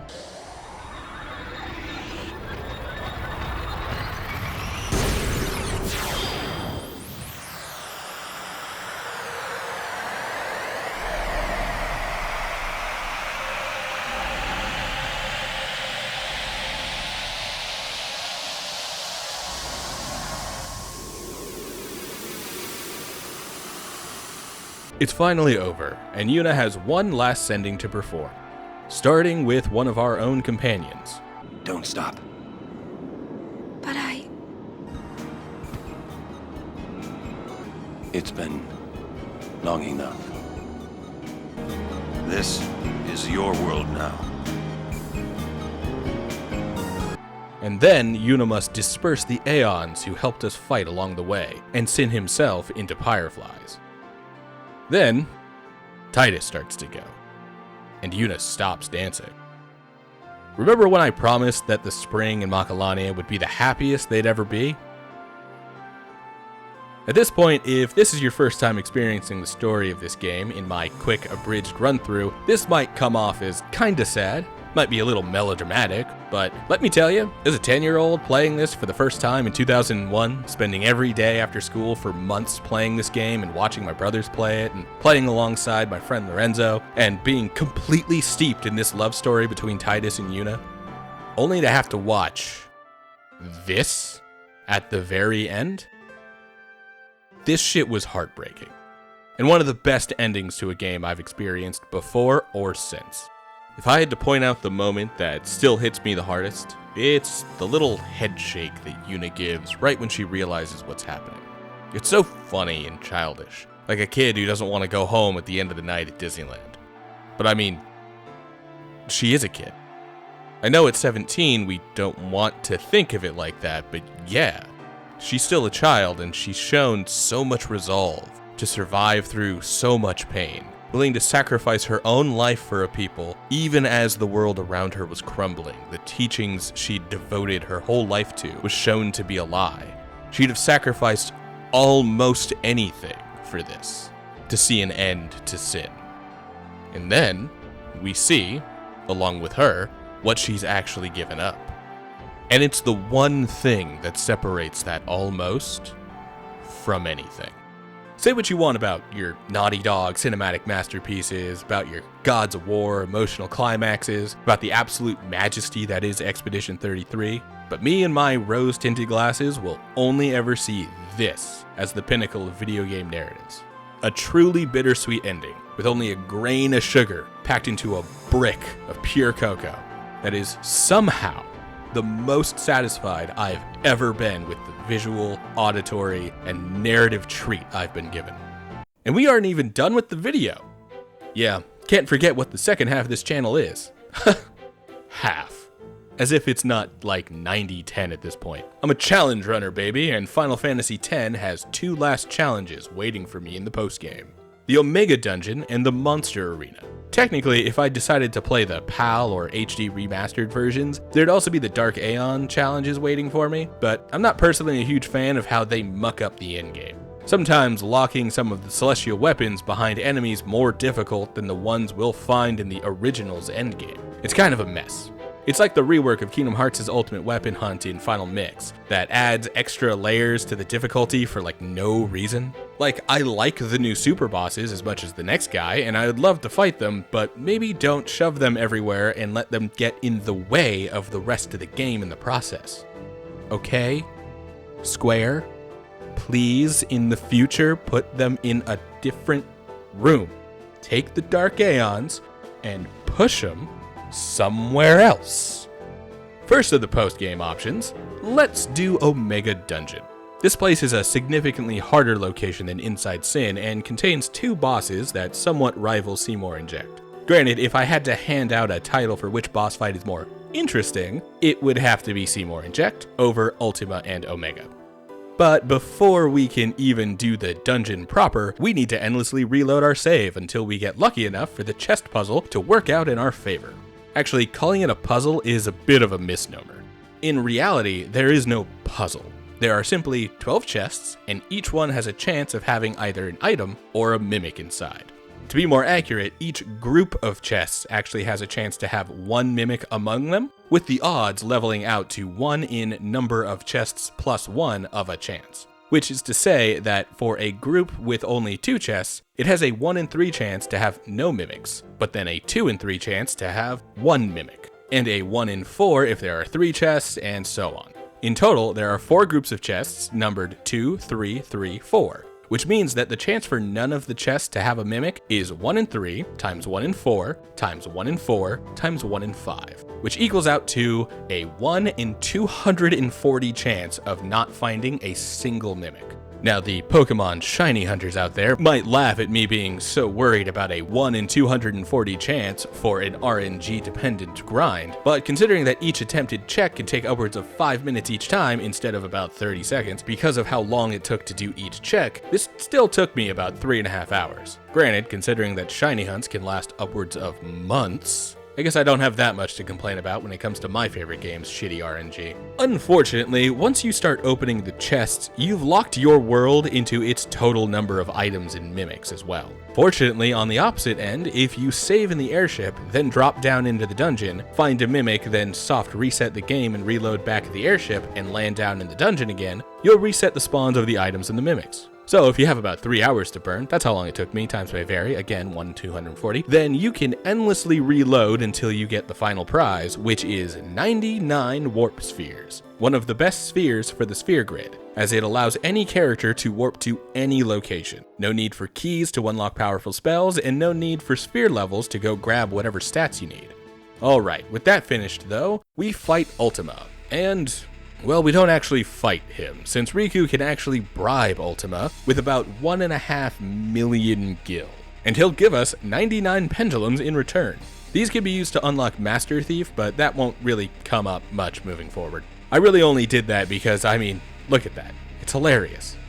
Anyway, we then have to fight a quick gauntlet to make it to Omega himself, and that fight goes also pretty well. It gets close at times, but like I said, he's nowhere near as complex as Jecht or Seymour, even if his stats might be a little higher. Also, the lack of a significant second phase means we can blast him down with Aeons and be done with the fight pretty quickly. The monster arena is a whole different beast itself though. We've already seen while attempting to get Orin's Masamune that the arena owner can make extremely powerful beasts when we clear areas and gather multiple of different species. But in order to fight every opponent, we'll need to hunt down 10 of every single fiend in the entire game, from Besaid to Omega Dungeon. So, let's speed this multi-day process up with a quick montage. And we're finally finished. Exhausting. But now we can start killing some of these monsters. Now, at first, the Monster Arena's area, species, and original creations will feel like they are completely insurmountable. What are you supposed to do against enemies that deal 15,000 damage per hit and have 1 to 3 million HP? The answer? Grind. But not in the way we've been doing up until now. What we really need more than anything is to grind this guy, the Juggernaut. He's not exactly easy, but once you can kill the Juggernaut relatively consistently, you can start farming for strength spheres, which can be slotted into empty nodes on the sphere grid to give 4 strength per node, the highest amount any node can give. Next, we need to find a bunch of free spaces to place these nodes. Up here near Auto Life will work pretty well, and pump up the strength stat of every relevant party member. This mostly means Titus, Wakka, Auron, and Yuna, but we also shove Riku up there for some reason. The grind becomes exponentially faster at this point, and then we can start wiping out the super bosses. We'll do another montage since there's a total of 35 of them, and most go down with either a few hits or 1 attack reels from Wakka.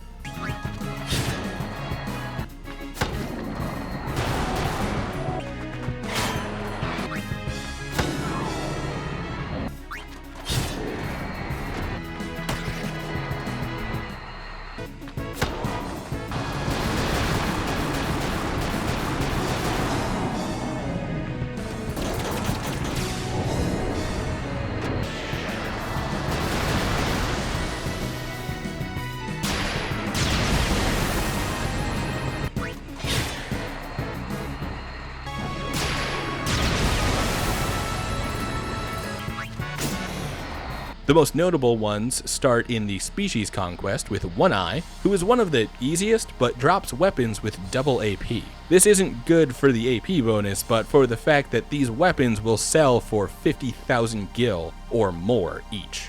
So One Eye is the late game money farm. Next up is Jumbo Flan, which is immune to physical damage and boasts extremely high magical resistance. That, combined with the fact that I funneled most of my stats into strength and not magic, means that I'm at a major disadvantage here, especially since he pretty much auto-kills one party member per turn. The trick I wound up using here was to set everyone to Stoic, so that when they were inevitably killed, they would fully charge their overdrives. Then use Entrust to make sure Waka was always topped off. Yuna will also be there to cast Auto Life, since she can cast it basically for free, on all characters so that whoever dies immediately comes back, and so that if the boss casts Ultima, everyone comes back. Repeat the process so Waka can attack reels indefinitely. It takes a while, but since overdrives deal special damage, not magical or physical, he was able to do a pretty significant amount of damage, and we eventually beat the boss. Probably the hardest fought victory before the original creations show up, but an interesting effort. Then there's the Nega element, which has a similar issue as the Jumbo Flan, but tuned down a bit. This one we're able to kill a lot faster, but it takes some prep, some good RNG, and again attack reels for the win.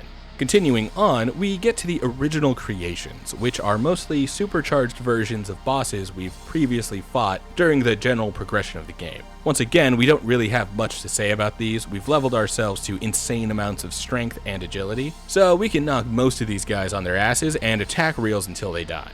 It usually takes a few uses of the attack, but our strategy from the Jumbo Flan proves to be invaluable against most of the original creations as well. However, there are two that are definitely worth mentioning. The first is Nesslug, who is the only completely original boss unique to the Monster Arena, rather than being a retooling of a previously fought boss. Of course, no matter how original Nesslug might be, he's no match for attack reels on repeat, with some quick attacks thrown in between to slam him down before he can get another attack in himself. Those quick attacks have also become a general staple, as they make repeatedly wailing on these super bosses a little simpler.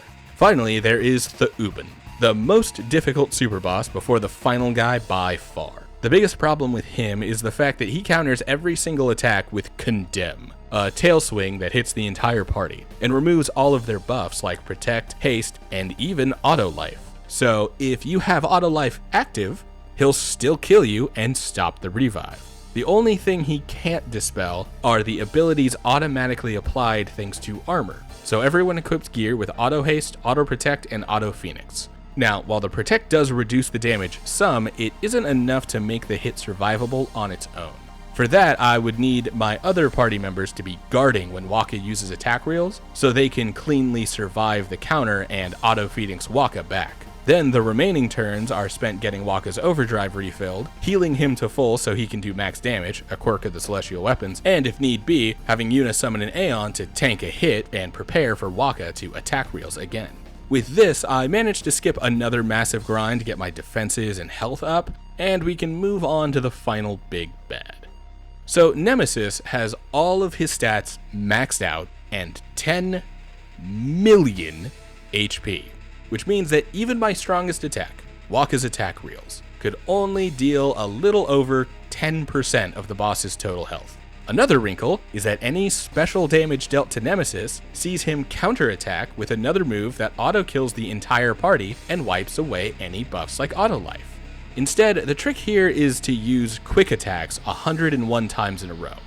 However, there is another wrinkle. For every one of Nemesis's turns, he'll cycle through Ethereal Cannon, Ultra Spark, and a physical attack, sometimes throwing in a physical attack instead of the expected order at random intervals, but then moving back to his usual order. Both Ethereal Cannon and the physical attack are one-hit kills, but they don't remove any buffs, so Auto Life can still be useful, but at this point, the Auto Phoenix saves us from wasting turns.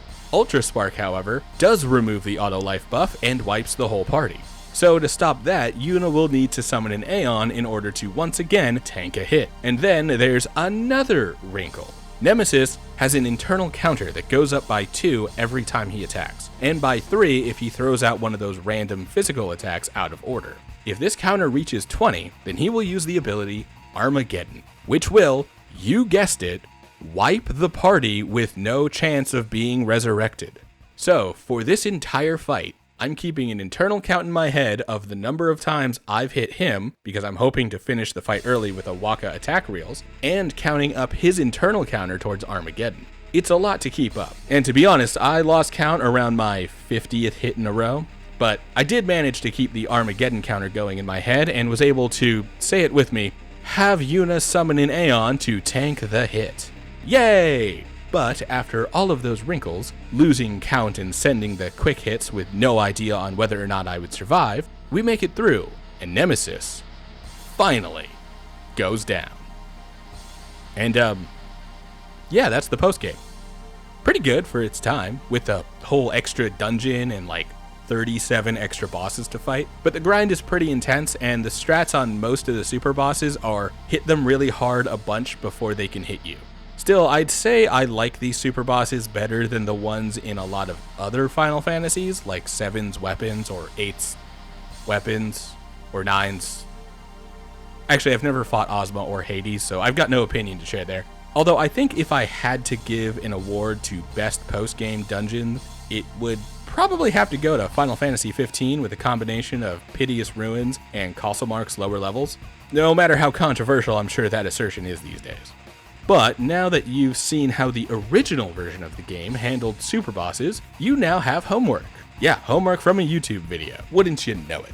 Go check out the HD remaster and take on the Dark Aeons yourself. And tell me that I'm wrong about how the extra fights are worth the difficulty they throw into the Celestial Weapon hunt, and for being fresh new walls to strategize against. I'd love to be convinced to give them a try again and actually engage with the fights for real instead of Zanmatoing everything in sight.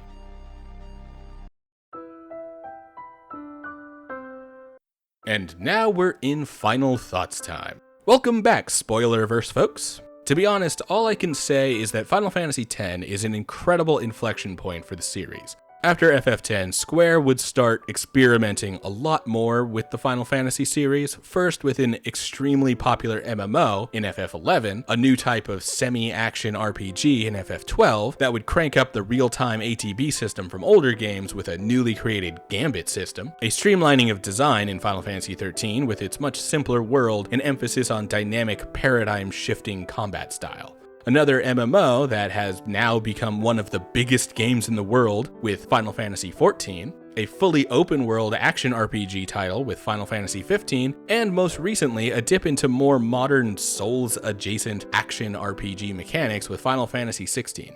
All of these have their fans and detractors. I honestly consider myself a fan of any of the ones I've played, but they all started taking real risks and crossing genres in ways the series hadn't really done outside of spin-off titles before this. Then there's the legacy of X itself, as the first Final Fantasy to receive a direct sequel in the form of Final Fantasy X-2, something that would then continue on in Final Fantasy XIII and then retroactively come to the massive series that has spun out of Final Fantasy VII at this point. However, beyond the legacy of Final Fantasy X and the history of the series that came before it, this was the definitive title for the early days of the PS2. This showed everyone what Sony's new console could do, and it was surprisingly a lot, and all on a single disc. And for that, it certainly cemented itself as my favorite game in the series, and keeps a comfortable place among my top 5 games of all time. From the tense strategic battles to the beautiful visuals to the simultaneously heartwarming and wrenching story, Final Fantasy X is in a league of its own, even after 2.5 decades. Hey, it's that time again. The end of the video where I invite folks to come check out the Patreon, link in the description, and make good on the rewards for those currently pledged. Patreon members get early access to new content and their names written in the credits at the end of videos. And those who pledge in the top tiers get their names read out, like our DevBox designers, Genghis Braun, and our DevBox developers, Azul. Thanks for your support, and thanks for watching.